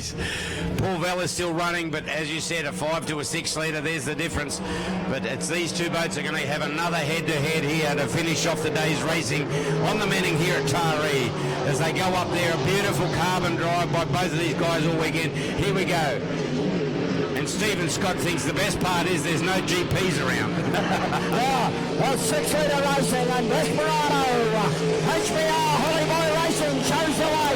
Liam Holland from Steve Scott in the Aqua Magic and Impatient Paul Vella running pretty well for 5 litre start as he goes down the front straightaway. Yeah, he does. It is running all right, but it doesn't sound happy still. It still sounds fat, like it might have a broken header or something, but obviously it wouldn't have gone out and done it in that time.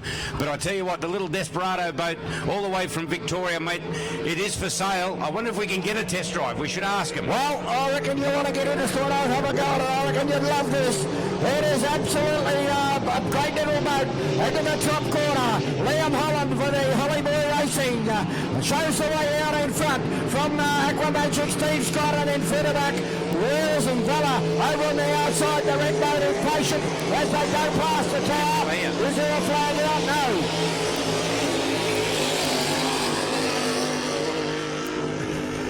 Yeah, well, Paul, The breeze. he's having a go, Paul. He's given away a lot of horsepower, but he's still having a go.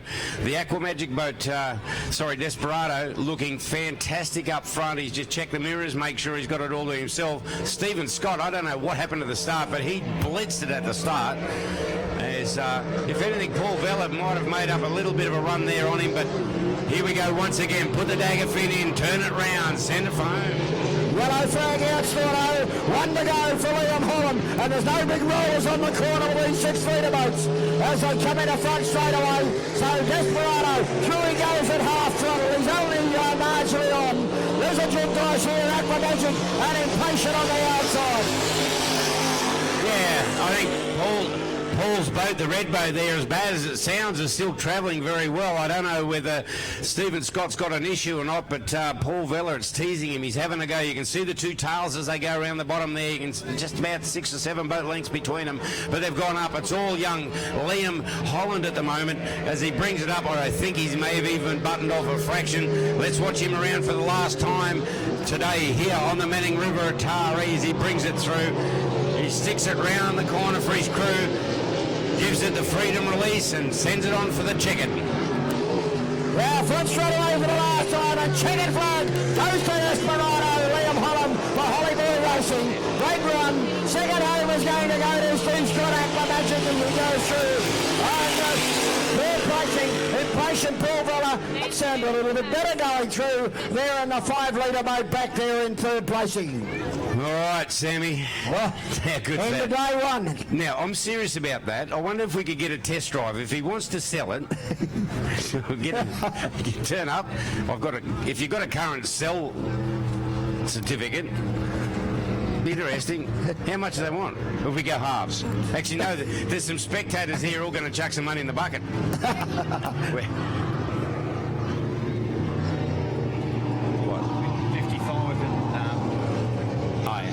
Mathemagic, the local boat, the big GP, and also young Tate are going out in the GPs for a run, make sure they're right. Oh. And time allowing, Damon Turg is going to take the chase, his boat out. And give it a cut. So we've got a couple of boats going out. The 2 GPs going out now is young Tatey and Ian Bryant. They're just going to try, because Mathemagic, it just started shooting ducks before and it went off. So they've obviously done some homework, want to see if they've gone the right way with the tune. So Mathemagic and the yellow boat are going out for an official run. It's not for a trophy. And make sure everything's good. And then following that, Damon Thurger is looking at having a quick run. Fair enough. Don't forget, of course, day 2 tomorrow, folks. So I suppose we'll get underway probably around 8:30 in the morning. So certainly will be a great second day here in the Manning River at Taree. If you've liked it today, tell everyone about it. Come back tomorrow because the action will be very, very highly anticipated once again.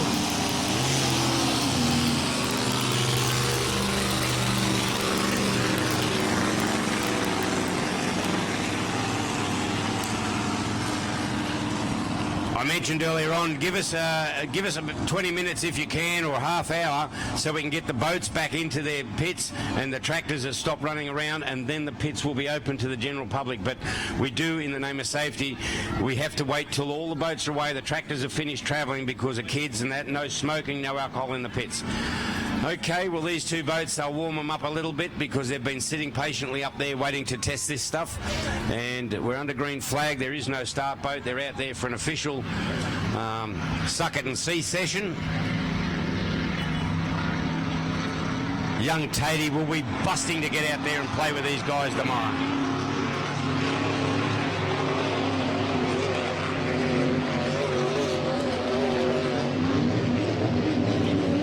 Mathematics seems to be dragging that turn fin on the straight, which is unusual.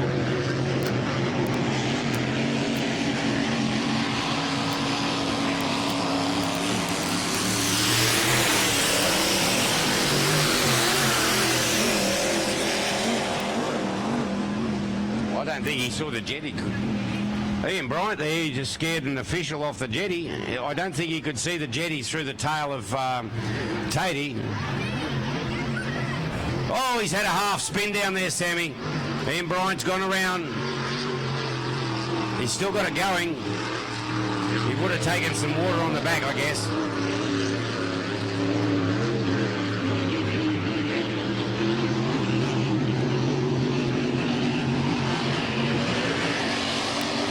Bring it on, Tatey, bring it on.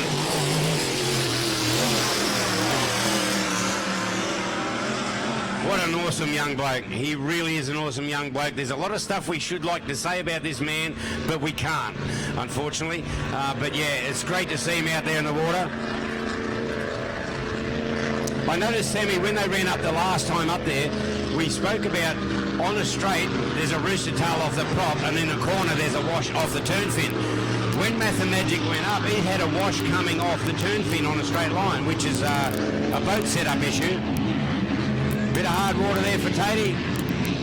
1 lap to go.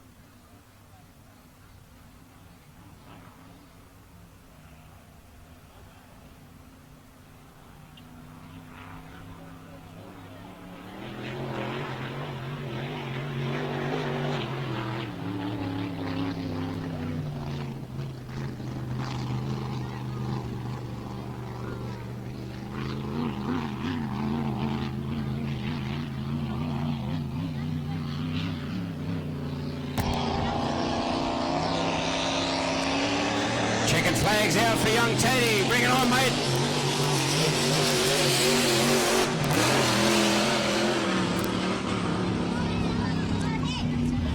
Like I said, you'll have to take my word for it, ladies and gentlemen. He is one very, very special man, that young man.